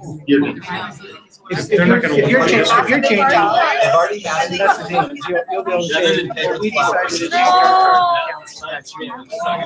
They're driving me. We know what you did. Yeah. It's not your budgeting program. Yeah. Yeah. I talked to tried Yeah. Okay. Yeah. We know what you did. Yeah. So we have two choices, right? You either do that, but you're not gonna look at the history because that's all in your reimbursements. So that's already done. This is just gonna be a transition. If they come in and audit, then they'll see it how to reconcile. Alternatively, we wait until June. I understand why he's saying. Those are the two options, but We can leave it as is for the rest of the year, and then begin the next year, just make a mental note, okay, starting for FY eight, for FY nine, we're gonna change it over in the system to this. Is everyone ready to start again? I've been given the signal, so. Okay, so my name is Corey Kant. I'm in financial operations. I'm the statewide online education program specialist. How many of you think of this statewide online education program as a finance or funding program?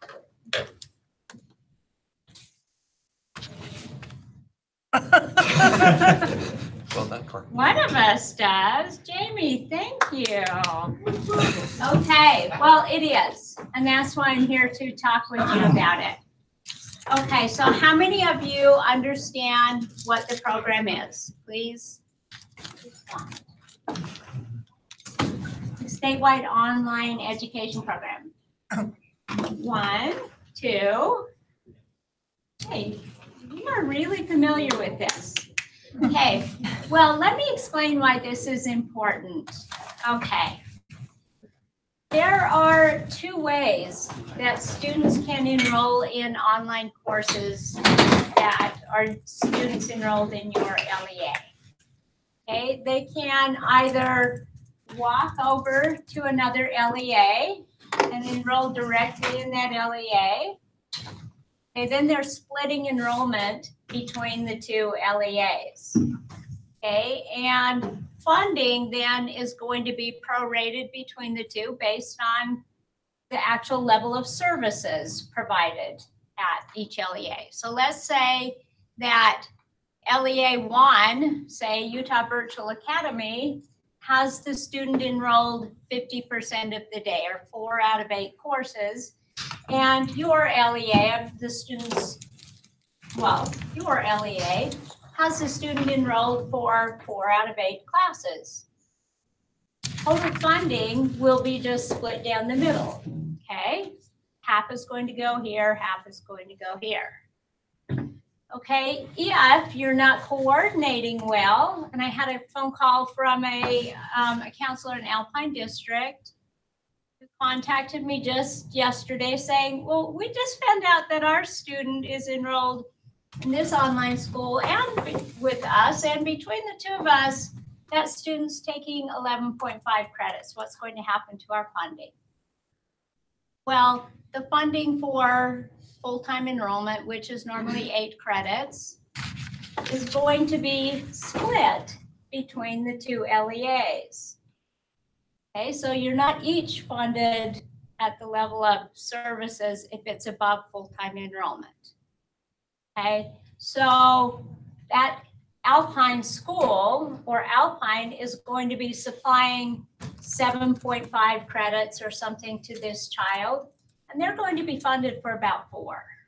Okay, so that's a problem. There's no coordination, or it's no, I won't say there's no coordination. It's difficult to coordinate these kinds of relationships because you really have no system. There's no regularized way of knowing of these external enrollments. You can't, you know, there are some ways, UTREX errors and things like that. You have to coordinate substantially with that other LEA. You also stand on equal footing with that other LEA because there's no set of law that clearly specifies any differentiation between the 2 LEAs. Okay, so that's one way. Then there's another way that the state legislature put in place in 2011 legislative session, and that's the statewide online education program. That student, now one of your students, can remain fully enrolled in your school for all credit hours. They're enrolled full-time for 8 credit hours. They can decide to take up to 6 of those credit hours externally through one of our online schools that have agreed to function within the statewide online education program and have agreed to abide by all of the laws and rules, regulations associated with that. Now, all of the funding for all of those 8 courses, even if they're taking 6 with an online school and 2 with you, all of that funding is going to accrue to your LEA. Now, depending on how we measure that funding, and I'll talk a little bit about that, for each course credit,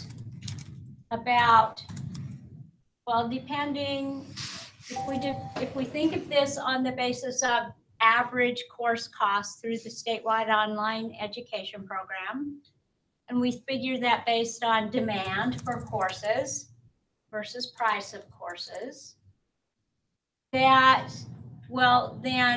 the average cost of courses is going to determine how much is going to flow to that provider LEA, the other sister LEA that you're working with or that your student has chosen to work with online.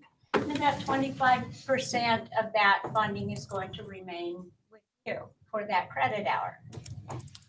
So if we're looking at all funding going to the other LEA, in this case, you're actually keeping a portion of funding.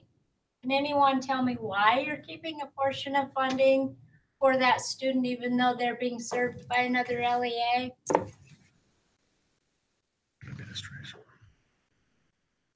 Information. Can anyone tell me? What services are you still providing for that student that's fully enrolled in your LEA?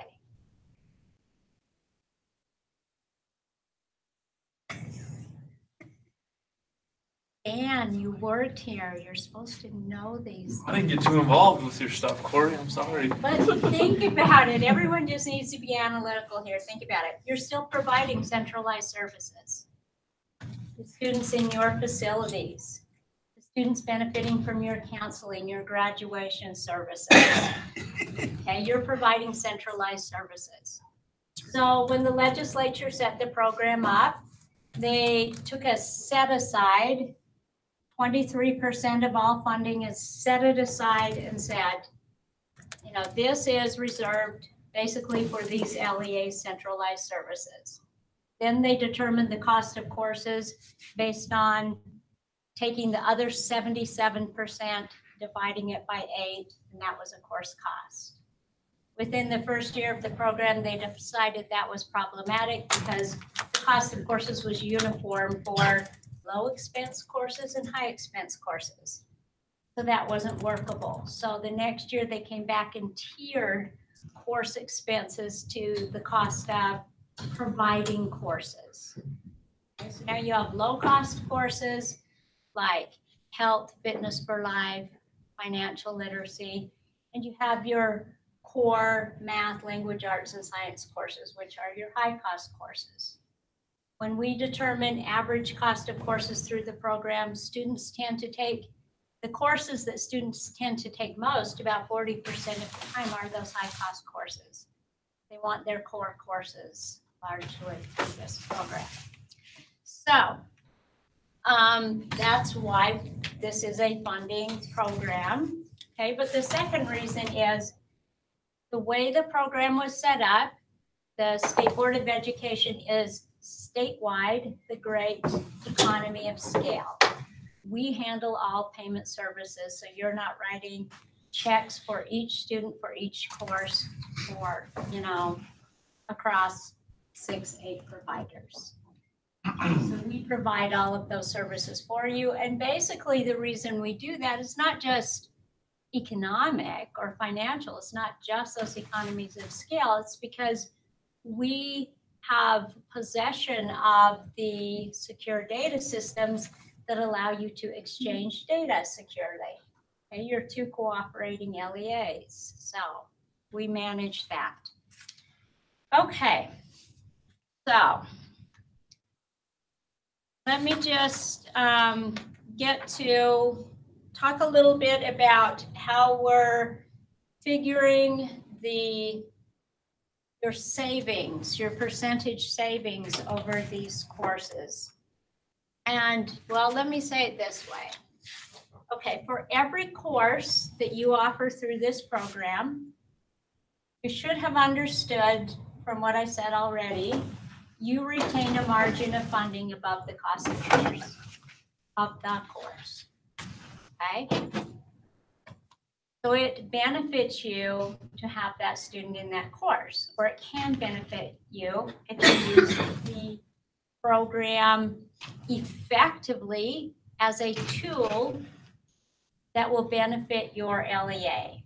And there are certain things that you have to put in place, and there are certain things you have to do to coordinate with certain members of your staff to use this program well and effectively to bring down costs within your LEA. Okay, so within this program,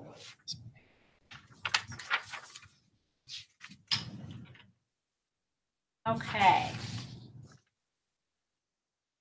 as I said, your funding is going to always exceed course cost on a per pupil, per credit basis. Primary LEA funding exceeds student tuition on a per pupil, per credit basis. Course fees are 28% on average, statewide average, below instructional costs. What that means is if you're producing the costs at home in a traditional environment, your costs are going to be 28% higher than they can be provided through this program. And that's because the legislature constrained providers to a statutory menu of course fees based on their cost of provision, and they provided for that set aside for your centralized costs. Okay. Now on a per pupil, per credit basis, those basic course fees, or that average course cost, is 25% below general fund revenue. Okay, and 48% total revenue. 48% below total revenue.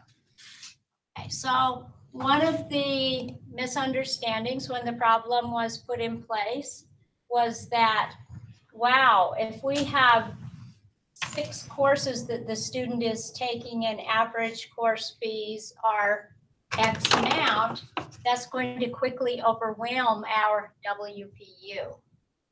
But your total funding per student is not based on a WPU, or it is not limited to a WPU. All of our funding formulas use the WPU as a data point to determine a total level of funding. And in fact, your general fund revenues per student in 2017 to 18 were $7,000, $7,005 per student. Okay. Your total revenues per pupil were $10,065 per student. For expenditure, current expenditure, which just means we factor out certain expenses so that we're looking really at instructional expenditures. Those expenditures per pupil were $7,298. That's how I'm figuring those percentage. That against average cost of courses in our program. So if you're utilizing the program the program can be beneficial to your LEA. However, it's going to be most beneficial to your LEA if you're utilizing it in a manner in which you are planning your staffing and your course offerings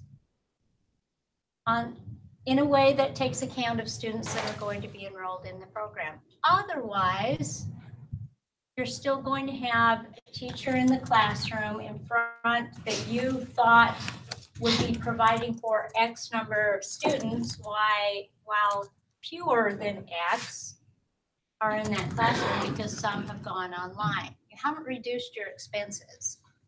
Okay. If you are using the program the way that statute intended you to, you will be notifying, as you are required, will be notifying your students of registration opportunities for the statewide online education program in the spring, concurrently with your other registration processes. And in fact, you're required to provide notice of these opportunities in written and digital form with all of your registration materials.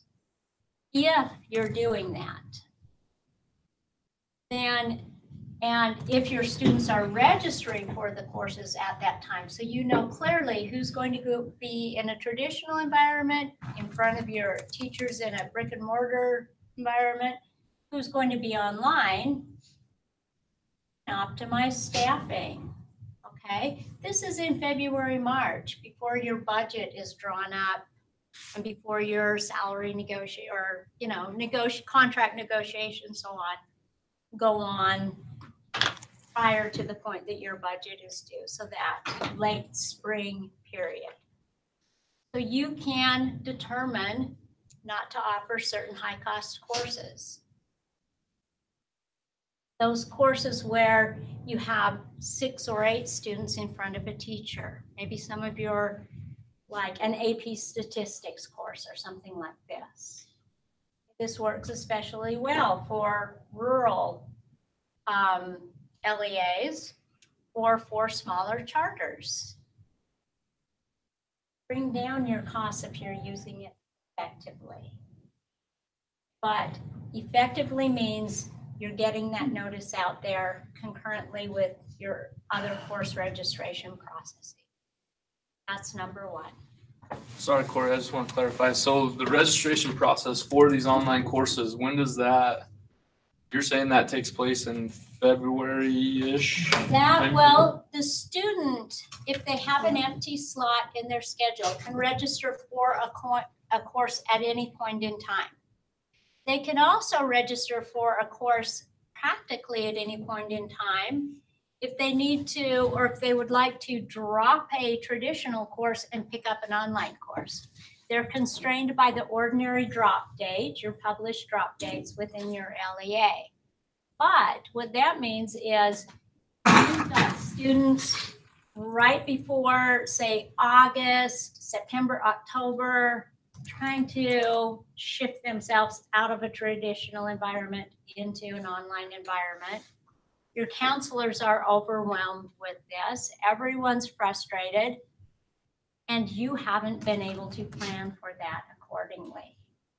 Okay, so if you're notifying your students in February as your registration materials go out, hey, you should, and this is what statute actually asks you to do. Hey, you should be notifying us of your intent to enroll in an online class now in February and March. Okay, so that you know clearly who's going to be where and you can plan for it. Okay, now, but here's the other side of the story. When we began, I asked you, who knows what the program is? Who's familiar with it? Well, guess who is what's called the primary approver, who has the last word on these enrollment requests or LEA? Okay, your counselors are notified at the time of enrollment request. A number of people are notified automatically by our online enrollment system. The counselor, you, okay, unless you've come in the last 2-3 years and you haven't notified USOE, then a new person is there so we can update the contacts. Okay, the parent, you're all being notified concurrently. Okay, the reason your counselor is notified is they have the statutory responsibility to judge whether that enrollment request is consistent with a plan for graduation planning, an IEP, a 504, or an IB plan, or an IB program if the student's involved in that. But their decision is advisory to you, the primary approver. And USOE or USBE doesn't even see that decision in our data system. But we really don't. It's not set up that way because they're advising you. We see your decision. If you do nothing, the counselor says, no, the student is over-enrolled. They have too many credits. If you do nothing on the basis of that decision, the enrollment request is automatically approved because statute requires USBE to approve that enrollment request and issue a notice of enrollment 72 business hours after filing of that request if you have not gone in there and issued a rejection. Okay, so it's important that you are responding to notices of enrollment, acting on your counselor's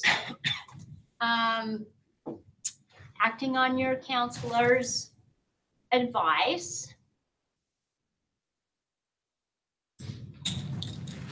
Otherwise, those enrollment requests go forward. Okay.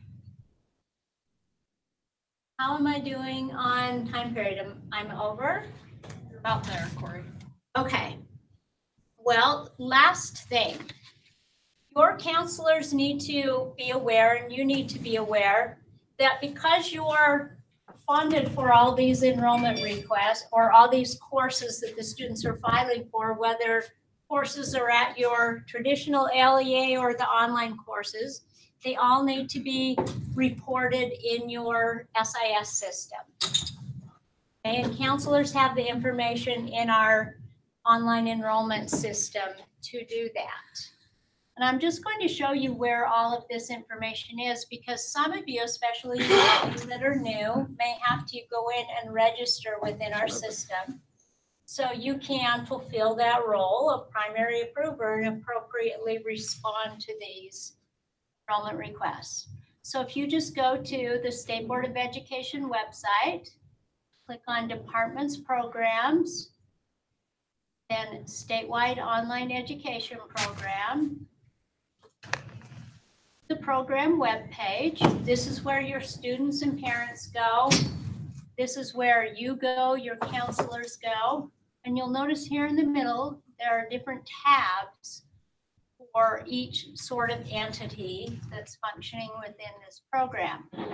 Students and parents, they'll come to the students and parents page. There they'll find a registration link. That's the same link that you're going to go to register as a primary approver. If you have not already done so, please do this. We'll approve your access. Then you'll have access to go in and approve or deny these requests. Now, as I said, it's important that all of this information is appropriately recorded in your SIS system because you want to be funded for them, want to be funded for the courses, okay, because you're going to get a bill for the courses. You want to have that funding to cover those courses. Okay. I have provided, or we have provided, you'll see a handout that gives you a kind of handy synopsis of everything I've gone over so quickly and more. And it lets you know how that funding occurs and what needs to be done in order to obtain appropriate and adequate funding for all of these courses. One thing that you'll find is that you'll have students that are requesting courses above full-time enrollment. Now have a provision in place whereby if the student has an SEOP for early graduation and is using the excess coursework to make progress towards early graduation, then your registrar or counselor can go into your SIS system, mark the student as an early graduate, increase membership, and we will fund that excess membership so that you can be funded for all of those courses. So you need to be working together. You need to be aware of your responsibilities. You need to be working together with your counselors to ensure that you are adequately funded for all of these courses so that they can be of benefit to you, so that the program can be of benefit.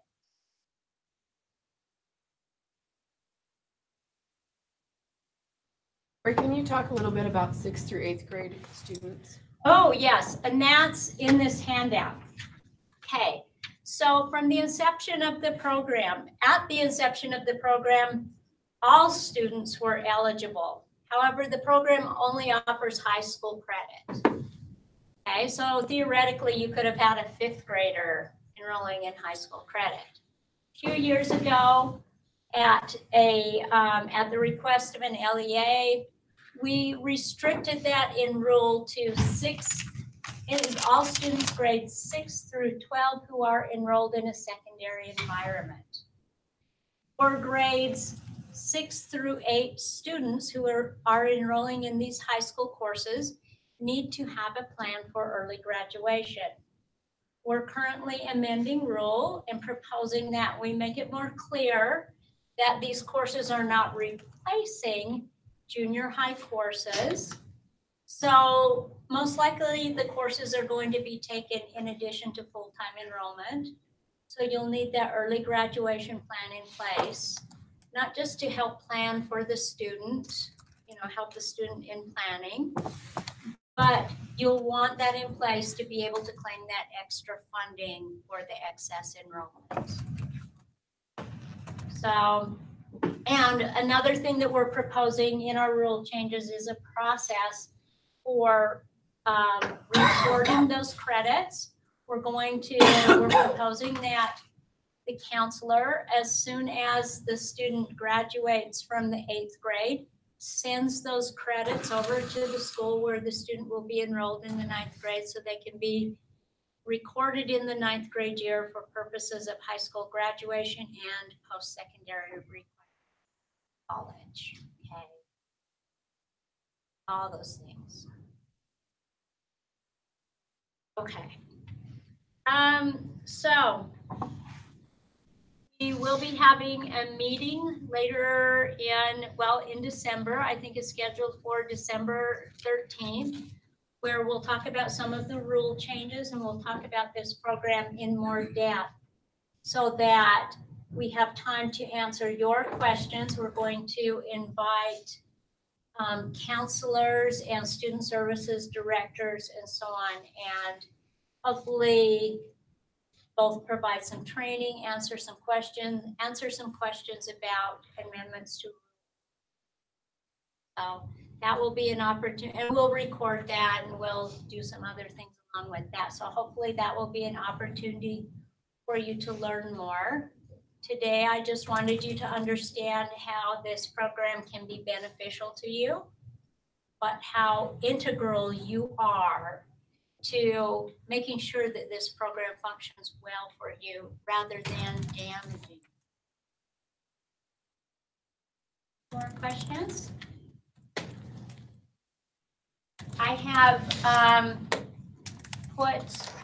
the end of the handout that I provided, my contact information is there. There are also some cards back there. If you want to take my card, I'm here for any questions. That's That's what I do. That's my dedicated responsibility.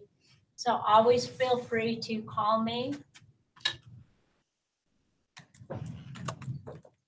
To see you all, lots of familiar faces.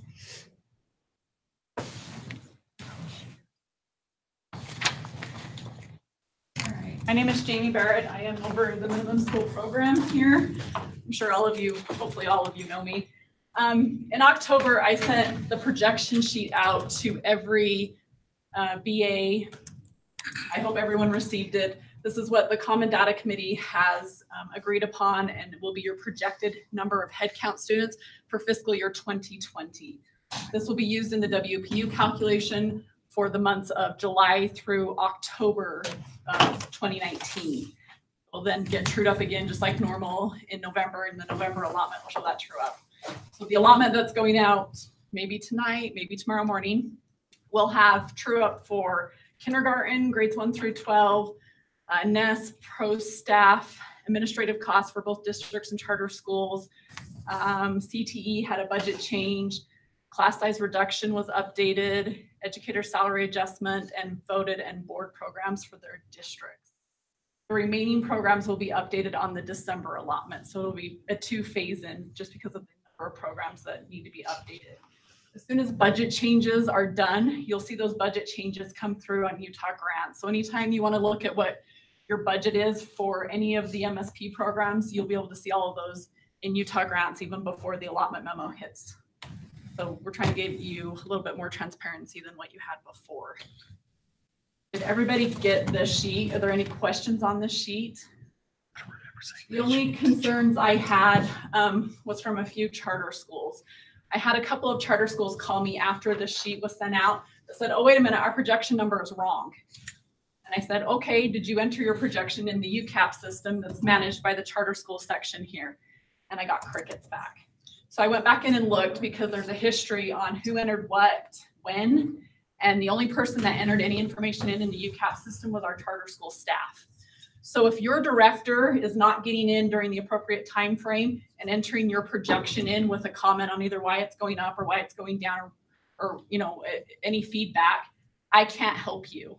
So please make sure, please make sure that you get your projection in on time, because that's how funding for those first 4 months will be, is partly based on that head count number. So it's really important. I don't know how much more I can stress that. So please make sure you do that. Does anybody else have any questions on either mid-year update or budget for 2020? Woo, I'm quick. All right, if you have questions, you know my email and phone number. Rebecca, I will turn it over to you. Really quick, while Rebecca's coming up, indirect costs have to be done every year. It doesn't carry forward from year to year. That has to be done every year by you.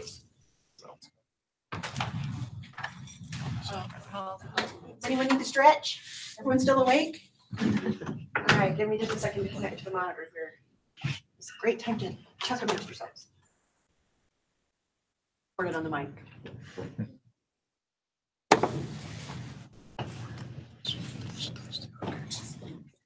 Becca, do you need somebody to navigate? Huh? Need somebody to navigate your slide. I need someone to help me get connected. Open up a web page and put in that 10 minutes. I think it will. Because the holiday starts here. No, I'll be able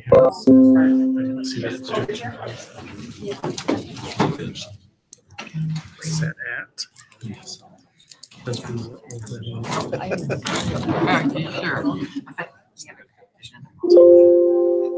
Utah grants. How many of you, by show of hands, have accessed Utah grants? First of all, access Utah grants. Many of you. How many of you appreciate Utah grants more now than you did 3 months ago?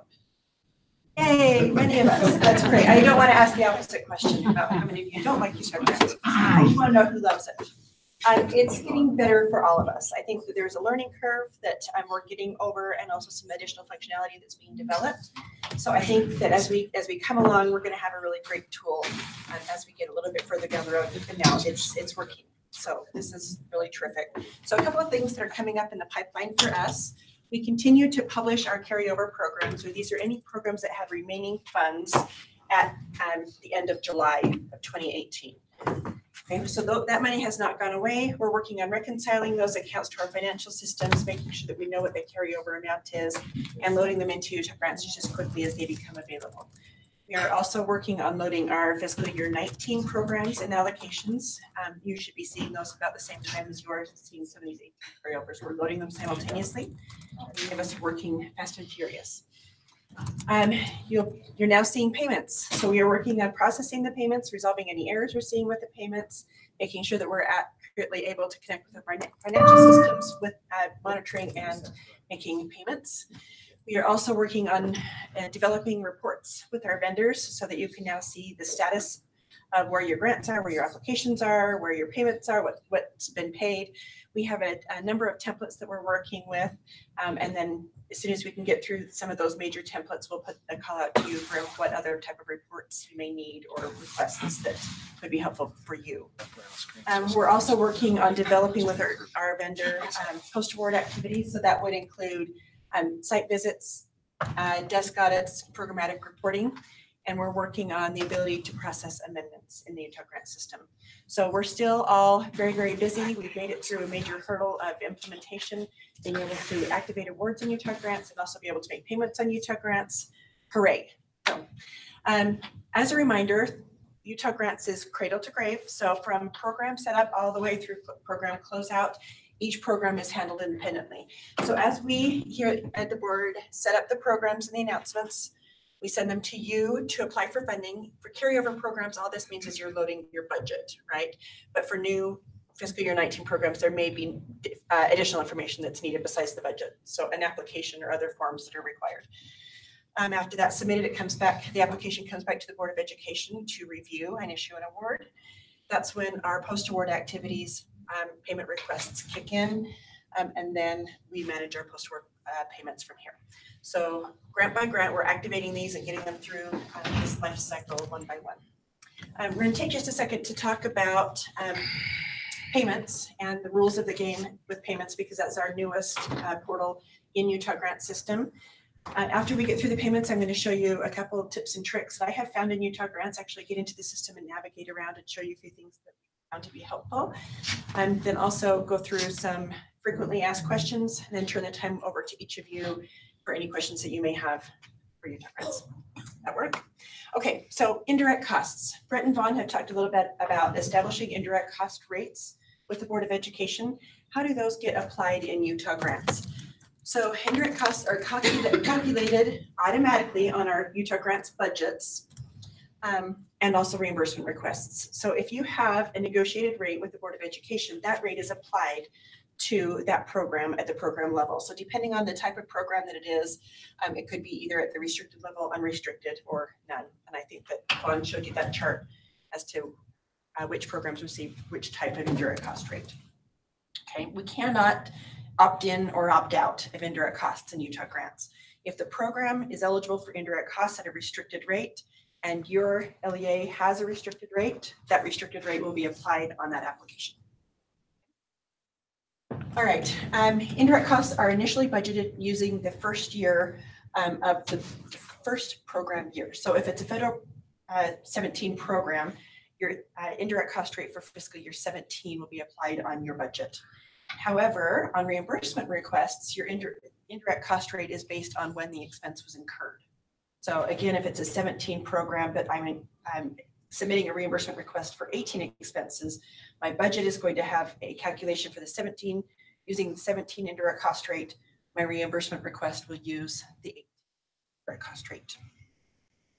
Any questions on applicability of indirect costs? Anyone really love it?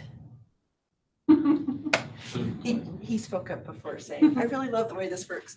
I like it, yeah. I think it's great. 2 people really love it. It helps us to be in compliance and not over collect on indirect costs over or under on what's eligible for the schools. Okay, so as it relates to indirect costs and how our budgets are now different, may be different than our reimbursed expenditures. Our line by line are not going to match up on our budget. I'm going to give you an example of how that's going to work on a reimbursement request. So in this example, I have a total award of $142,800. In fiscal year 17, I had an indirect cost rate of 2%. Therefore, I'm able to utilize my budget as such, totaling my 142.8. Well, this next year, I have a lower indirect cost rate that I've negotiated with Brett and Vaughn. It's now gone down to 1%. My overall award does not change. I still have my 142.8, but now because I'm collecting less in indirect costs, that allows me to collect more in direct costs. So I'm able to redistribute my overall 142.8 budget into my direct cost categories so I can still come up with my total and collect those amounts. However, now the question is, my budget exceeds, my request exceeds my budget. Am I going to have to do a budget revision here? In Utah grants, we are allowed to exceed categorical budget, so salaries, benefits, travel, by up to 10%. Because these amounts are less than the 10%, this reimbursement request will go through just fine without getting prior approval from the program manager. Okay. Had these amounts been over 10%, a budget revision would be required, and the program manager would need to approve that. Okay, so questions on rebudgeting as it relates to indirects or any other rebudgeting? Yes. So is it okay that this doesn't match UCA when we had to do double? Does it matter that it doesn't match UCA? So your budget should match UCA, but on your reimbursement request, because it's going to use a different fiscal year in calculating the reimbursement request, that's where it's not going to match. As your program managers are reviewing your budgets in both systems for those programs, the title programs that we had to keep in both systems, they are looking to see that those match. And if there's any differences, they're going to be looking for a justification as to which one. It's just going to be inconsistent, confusing. I would suggest that you keep those in mind. But the calculation in Utah grants was different than the one in UCA. So what you're putting into the budget in UCA is going to calculate at a different indirect cost rate than what you're putting in Utah grants. Can you give me an example of when that's happening? Because it shouldn't happen like that. Give me an example, we'll look into it. Okay. Where's John? John, do you know of any times that's happening? Really, the indirect cost calculation should be the only thing. And having to manipulate their numbers, so they're different from their UCA But numbers. why would it be a different calculation in UCA than it would be in Utah grants? It's just a different rate. Your indirect rate is different. in So UCA is UCA was rate. wrong. Utah grants is now right. Yeah. Well, dumb UCA, are we glad we have a new grant system that's working? Thank you. So in UCA, if it was a 17 program, you're still using a 17 rate, even though now. On the reimbursement request only, Correct. right? Correct. What does UCA use for a budget?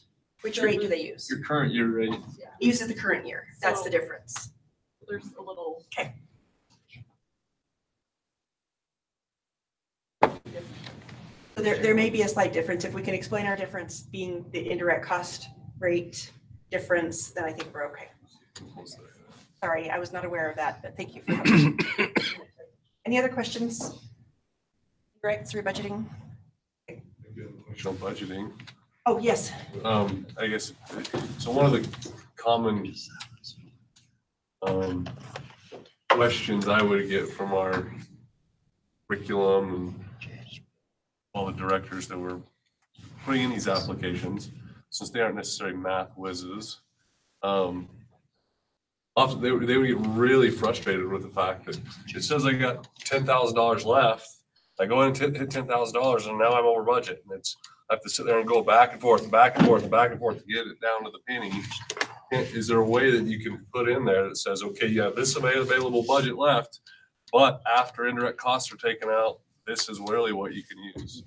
So that's a great question. So two things. One, that gets a little bit complicated because there are some budget lines that don't have indirects that apply to that, right? So if you use any of those budget lines, like equipment or other no indirects, that's not going to work. Or two, I also have a nice little Excel template that I use that I plug in the program amount, I plug in my rate, plug in like everything except for salaries that I know I'm going to be spending on the grant, and it calculates what's left for me. I'm happy to share that with any of you, and you can share that with your program people. I will also note that to my team if there's a way for them to say, here's what your direct cost, if you're going to use all categories that apply to indirects is what you'd have to. Well, I mean, it can almost be like an extra column right there that says budget request or an available budget, or something like that, to where if you use any of these categories, you would be able to use 90,000 or in object 100s, or you could use the full 10,000 and the 700 or something like that. Does that make sense? But yeah, that would be great if that was on Cost gets confusing. If that spreadsheet was on the finance website. Yeah, I can That'd post it be a there. great document there. What I would also recommend to your program people is to let the financial people do the reimbursement requests. Because then you know it's going to tie to your general ledger. You know that it's going to have receipts that are backing up that amount. We're supposed to tie? I'm just kidding. It's like that balance sheet, right? Yes, it's supposed to balance. I'm learning so much today. Okay, so reimbursement requests have to be submitted by state fiscal year based on when the expense was incurred. So if you have an invoice that you're submitting that crosses more than one fiscal year, you're going to need to break that up into 2 reimbursement requests. Okay, the first reimbursement request must be fully approved before submitting the second reimbursement request. Same thing applies to if you have any other action on that award. So if I have a reimbursement request and then I'm going to waive funds, that first reimbursement request has to be fully approved before I waive funds. Or if I do a reimbursement request and then I need to rebudget, get that first payment request approved first and then go into new rebudgeting. Anything that you do after a task is completed and that task is still pending, it's going to override that pending task. It's going to cancel that pending task. So in order to save yourselves a lot of headache and having to enter those twice, there is a warning that comes up saying, are you sure you want to waive funds? You're going to be waiving everything, even on a prior payment request that's not approved. Where this is different from the UCA, you had to wait till it was actually paid in our accounting system. In Utah grants, it just has to make it to our last approver. Once they approve it, it goes to the accounting system and waits to be paid. That then opens up for you to submit another reimbursement request. So it should be a little more timely than the UCA was. For each program or just within the one program? So are you able to submit a reimbursement request for this program and this program at the same time, or not until this? Yes, it's for each program. So you can submit multiple payment requests as long as they're on different programs, but only one payment request per program at a time. Are you meaning like a 17 program and an 18 program? Or are you meaning 2 completely separate programs? No, I guess both. So the really cool thing, the next bullet is related programs, and this may explain that if it's 2 completely unrelated programs, you can do reimbursement requests on both. If it's a related program, which means I have like the title, I don't know what I used here, Title I grant. If I have a 2017 Title I grant, I have a 2018 Title I grant, and a 2019 Title I grant, the system is going to look to see if you have a 2017 Title I grant with unexpended funds, and you have to use that or waive that before you can start doing drawdowns on your 18 or on your 19. You have to use the oldest money first on related programs.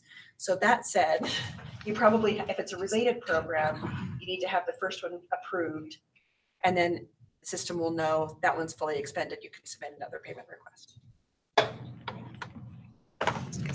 On timing of when payment requests can be submitted. All right, we're actually going to dive into the system. I'm going to start showing you around a couple of things. How many of you have done a payment request in the system? Any of us, yay. Do you guys want to see? It's pretty cool. Pretty fun. We'll do this and then I'll show you some basic navigations. So Jamie, if you will pop out into, oh, actually I'll just,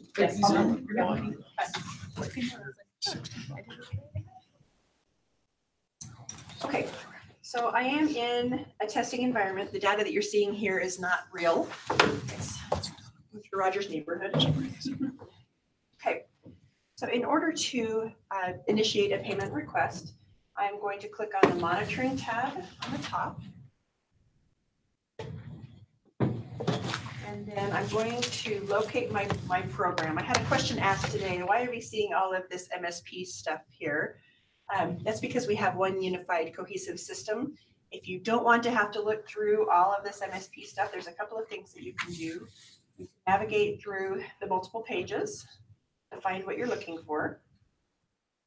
You can enter a keyword in the search box here. This particular one does not have a filter function, so that one's a little harder to show you. You can also sort by clicking on any of the headings at the top, and it will automatically sort like it's not doing right now. It should sort A to Z, and then if you click on it twice, it will sort Z to A. All right, and then to get into the reimbursement request, you're going to click on the little plus sign next to the program, and then click on the eyeball next to the car. The car is going to become your site visit. Now in award view, see that I'm mouse tracking with, yeah, pretty well. Okay, so I'm in award view. I see this little $ requests tab. Looks like I already have one payment request here, but I'm gonna go ahead and do a new one. I'm gonna click on this new payment request button here. Also note, right next to this new payment request button is a waive funds button.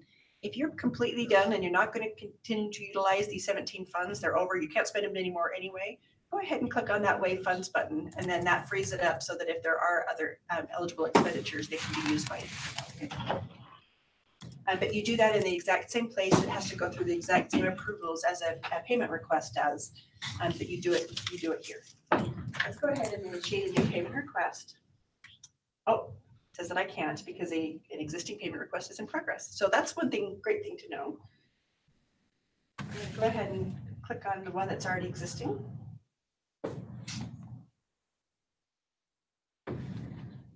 You can see up in the right-hand corner, I have an edit button that I can now edit this reimbursement request. Okay, typically, if I were initiating this application to begin with, reimbursement request, I would get an overview, kind of an invoice header at the very beginning, which would have me put in my invoice number, basically everything that's on this overview screen, just maybe in a little different order. First thing you'll do is enter your internal invoice number. You'll enter your internal approver. Just a reminder, whenever the internal approver name appears, you can select who you want that person to be. Take the name out, click on the magnifying glass, and it will pull up anyone that's in your organization with an approver role. Pick the right person. Just make sure that it's not you. You can approve your own, and you're good to go. Expense fiscal year. This one has had a few questions. I'm going to take the year out because it was already pre-populated for my first time I entered into this invoice. Click on the magnifying glass, and each available fiscal year for this program will pop up.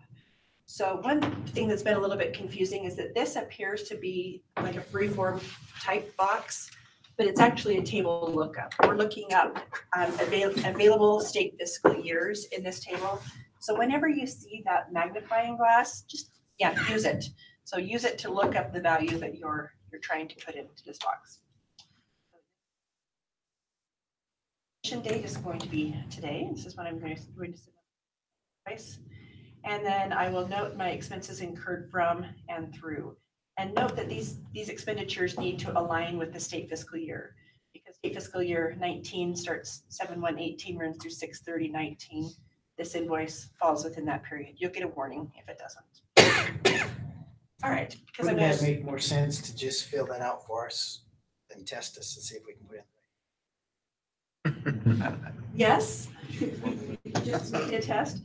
The reason why this fiscal year populates here is this is the fiscal year that your indirect cost rate is going to look at your indirect cost rate table and use your fiscal year 19 indirect cost rate on your reimbursement request. Okay. Through the program name, we've already told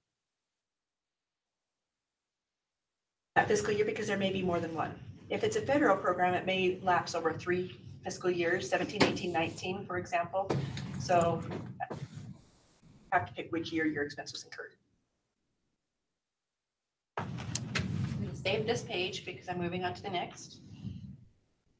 As with applications, make sure that you're saving frequently. I'm going to pop over to the Financials tab. And this one, you can see I have my total budget, my grant expenditures, that's anything that I've submitted and been approved previously, how much for this fiscal year, what's been approved, what my remaining balance is, and then how much am I entering for this action. enter the payment amounts by clicking on the little blue pen icon, sorry, to open up those dialog boxes. Think of ease in calculating indirect costs. This is one of my categories that does not have indirect costs associated.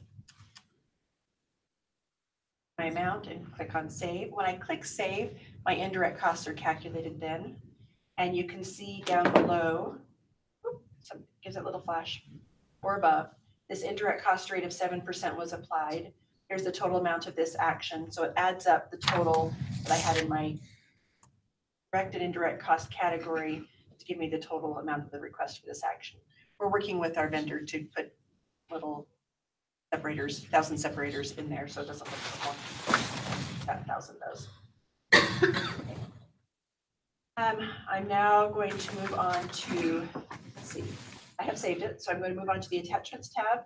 If I have any supporting documentation that I'd like to add to my invoice, I can do that here by selecting the file. I click on add, locate the file that I want to attach. It could either be the invoice, it could be your general ledger, it could be actual receipts, payroll information. Just make sure that you're not attaching confidential information here because more than one user, all of your users can see the information.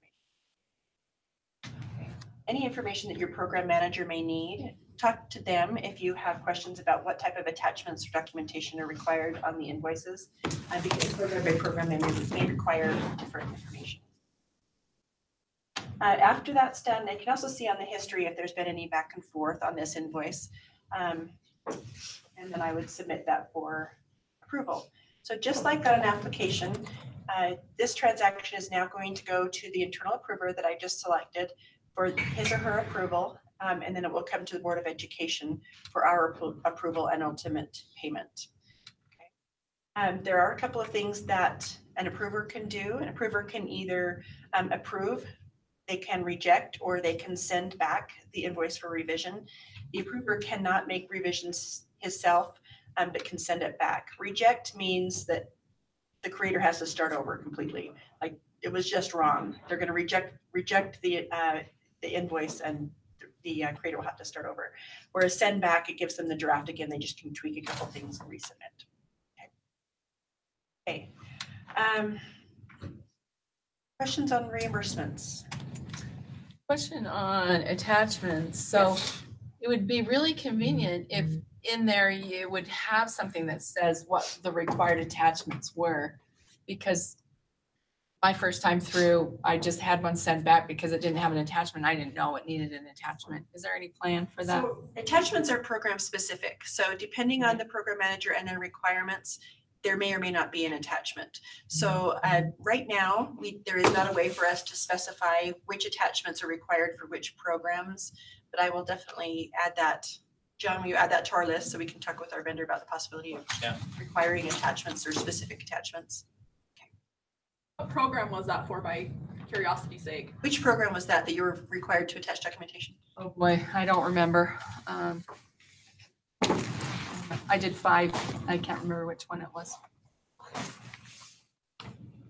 All right, a couple other tips and tricks as far as navigating in the system. One thing that's really hard to find is our pending tasks, right? So as managers or as internal approvers, how do we find what's pending for us to approve? Remember that you've got to put on the hat first. You've got to come into Utah Grants knowing what hat you're wearing. Am I approving applications? Am I looking at my award documents? Am I monitoring an active grant? What is it that I'm going to be performing in Utah Grants?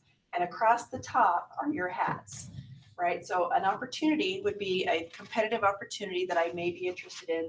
This is where I would go to select interest in that opportunity.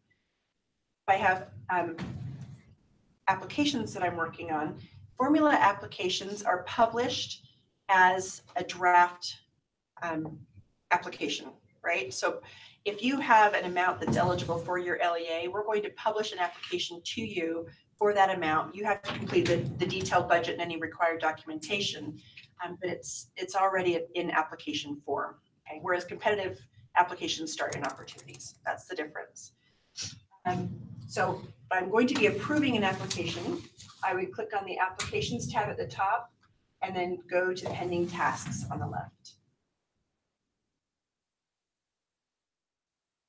Also, when an application is first published, all of your active users within UTUG grants will receive a pending task to initiate that application. I've said it once, I've said it many times. Make sure that when you click on that little triangle to start that application, that you really are the owner of that application. You will be the only person that's able to edit that application. You'll become the owner. There is a way for us to be able to change that on the back end. There's a way for us to have the key POC within the organization change that in the near future. That'll be available to you. But just for ease, don't start an application unless it really is yours. Okay? However, on payment requests, you're going to put on the monitoring hat, right? So if I need to approve a payment request, I'm doing a post-award activity, and that's going to be found in the monitoring section. So I'm going to put on my monitoring hat and then go to pending tasks. One little quirky thing about UTUG grants is that pending tasks does not cross over those tabs. So if you want to know what you have to do in each of those areas, you really have to click on applications, then pending tasks, monitoring, then pending tasks. It's not super easy. We are, again, working with our vendor to develop some better dashboards and reports so that you can see at a glance as you log into UTUG grants what is pending, what are my deadlines. You can see that all on one screen and then link to get into those tasks directly from there. In the meantime, I mean, that's some of the bells and whistles of the system right now, right? So that we want the system to do for us. In the meantime, there's a way for us to get to them. It's just a little bit more clunky. All right. This little analytics, is where we're going to find reports. Like I mentioned before, we're working with our developer to get better reports, to establish some great reports for us here. This is where they'll be found. You're more than welcome to come in and start tinkering around. I will give you the heads up here that these are still very much in draft status. You may not see exactly what you're looking for here, but you're more than welcome to come out and see what we're working on. So won't do any harm. Other questions about UTUG grants? I have a question. Probably more basic, but is there a flow chart or something that shows the status levels? I found it confusing going in and looking. There's very many descriptions of status levels, and I would love to know what's the order, so I know where each of those are. Depending on what we're doing in UTUG grants, there could be multiple statuses listed. So if you're in an application mode, you're going to get certain statuses. If you're on a payment mode, you're going to get certain statuses. If you're in a revision process with your application, you have certain statuses. I don't have a flow chart, but I will create one so that you know what each of those statuses mean. One that's been most confusing on the application side is the status of converted to award. So after an application is complete, it's received by the Board of Education, has gone through all of our reviews, and then is converted to award, there are still some steps that need to take place before you actually receive the award. There are three approvals that have to take place. So in an application, if you see that status converted to award, but you're not seeing your grant in the grant or the monitoring tab, it means that it's in that process. The award is being generated. It should only take 2 or 3 days for that to happen. If you see it in that status for longer than 2 or 3 days, contact your program manager. There's something wrong. That's the fastest status that I have found as far as getting approvals done, is converted to award and getting an active award. Sometimes that takes place within the same hour. It's really quick. And we're working with the vendor to clarify what those statuses mean. That was just about 2 weeks ago. And so right. So some of the statuses are very straightforward and we know what they mean. Whereas others, there are 4 steps within that one status that we don't quite know where we are. So like Jamie said, we're working with our vendor to make sure that we better define those statuses so that you know exactly where your application, your payment request, budget revision is in the workflow and in the process. In the meantime, there are some that we do know as far as applications, like what's created, what's submitted to approver, what's submitted to USBE. I think there's review initiated status. We can define those better and make sure that you have those definitions and know where. Good question. And we'll try and standardize the naming conventions across the system as well. So submitted for approval in one area will mean the same on the various tabs. And in one tab we saw the status of submitted, and we're like, what does that even mean? Does that mean submitted to USBE? Does that mean submitted to an internal approver? So if we standardize those, that will definitely help all of us to be able to know exactly where something is. I remember when I was doing an application that I had missed a field. But it didn't. I had to kind of search. Like in the UC, when you had the errors, you could click on. Right, Oh, and is we that have asked something for that, and I guess that's a really heavy lift for them to be able to do.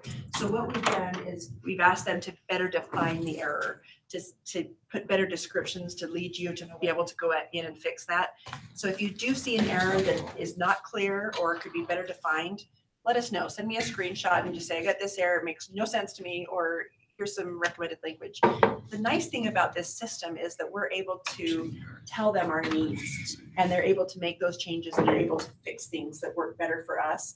So one of the great things about being the first and one of the first agencies in the state to develop this for Utah is that we get to really drive this process. So as it has been painful a lot of times along the way, you can make these kind of recommendations and say, hey, your warning message here stinks. Let's beef this up.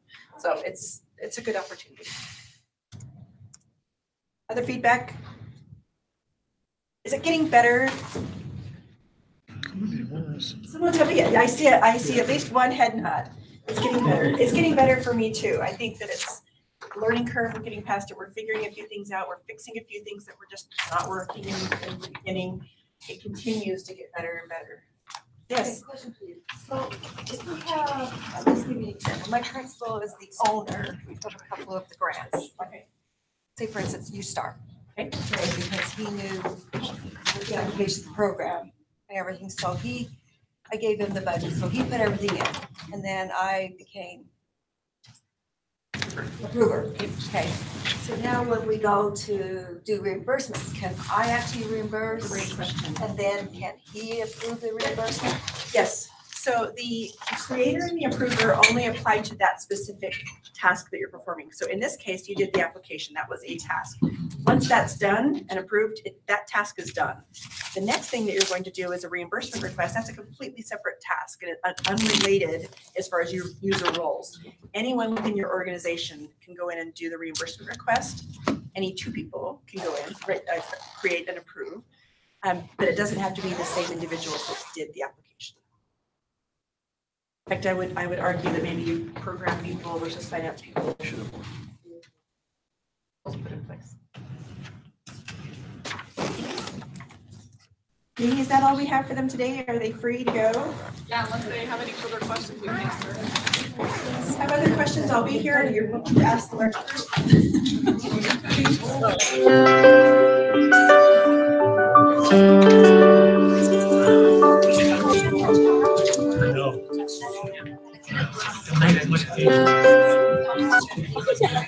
Hey, it is getting better.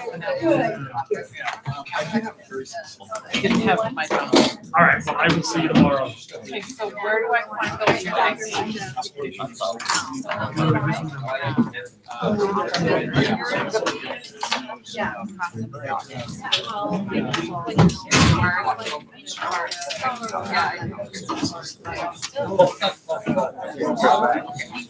Sir?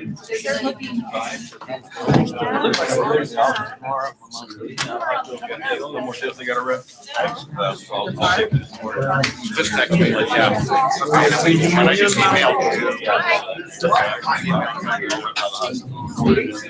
probably better.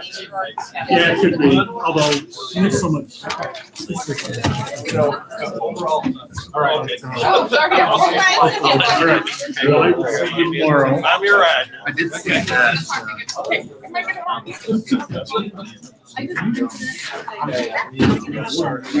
text John. That's why, man. Got a little bit of. So it's In that period. it's just not intuitive. This year. I will see you tomorrow. Just gotta run out 10 PA. How was that for you? For having performance. You don't see ya all day long. The attorney thinks.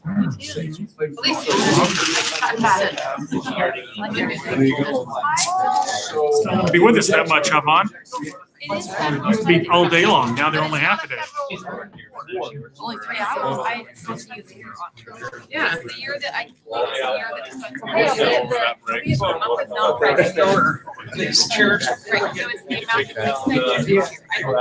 It does get painful. Well, and I will tell you that when I started, it probably feels that way to you. Years where I was just like, hey, Mary Sue, I'm about to get this out. I'm amazing at each one. Well, Yeah, well, they use That's acronyms. a lot.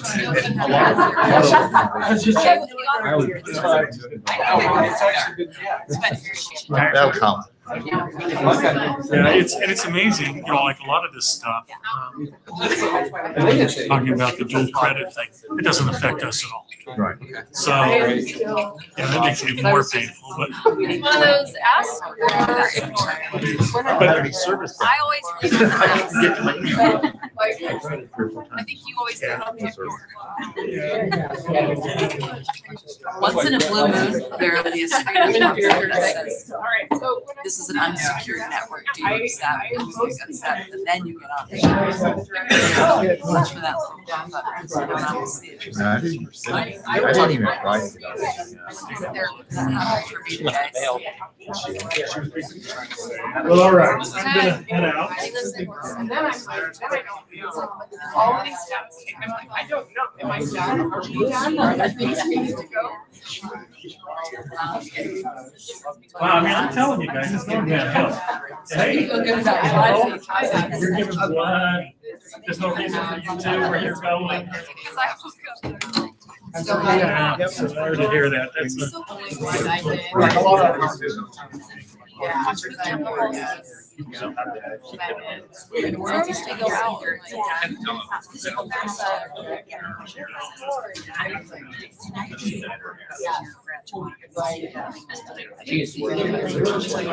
right now. Yeah. So I'm the new, Oh, okay. Yeah, You've known for they're all- yes. 18 plus years now. She's been retiring. Okay. I've actually had my children go through that school. I've taught art at the school, so I have a personal interest in it, so. Good deal. Thanks for your instruction.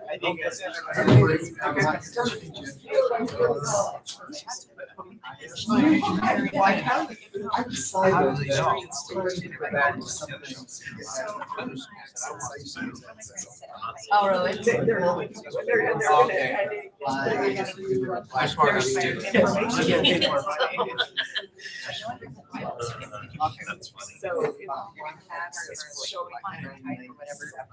Oh, it's Cell access, which So how would I know? Let's say I want to go down there. So I would say, like, I go here and I say, some other employees.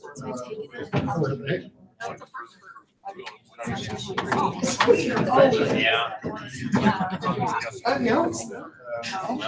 Patience.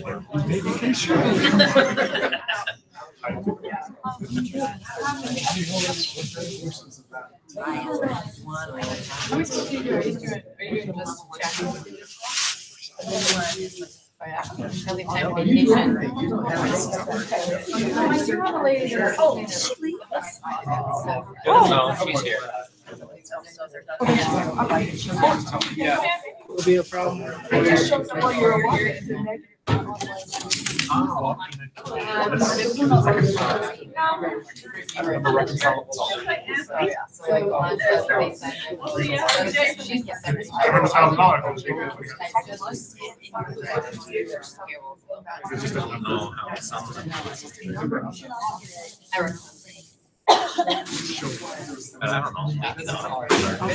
know. Yeah.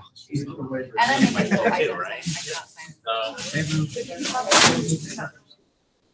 it's No, we're doing paper because of the quick closure pen. What? I will. I'll call you tomorrow. This is Cassie. That's what we're doing.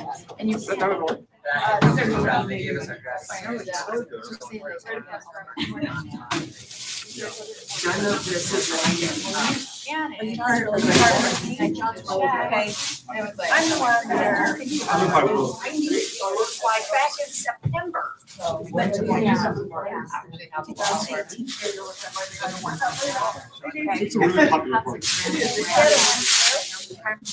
But it still shows us time to prove it. She already knows the problem, so you guys have to have it fixed on the end.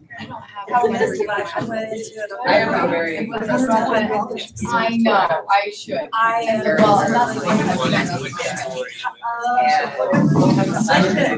So, to ask for reimbursement, I can't ask for any reimbursement. I don't have until that's fixed. I know. When I go in to look at it, it's not resolved. I mean, unless you guys just barely tell me. As of Monday, it's not resolved. I went in, it said I still need to prove it. When the history shows I did approve it.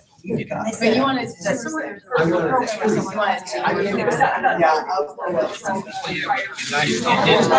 There's no button for me to reapprove. It gets sent back to you. No.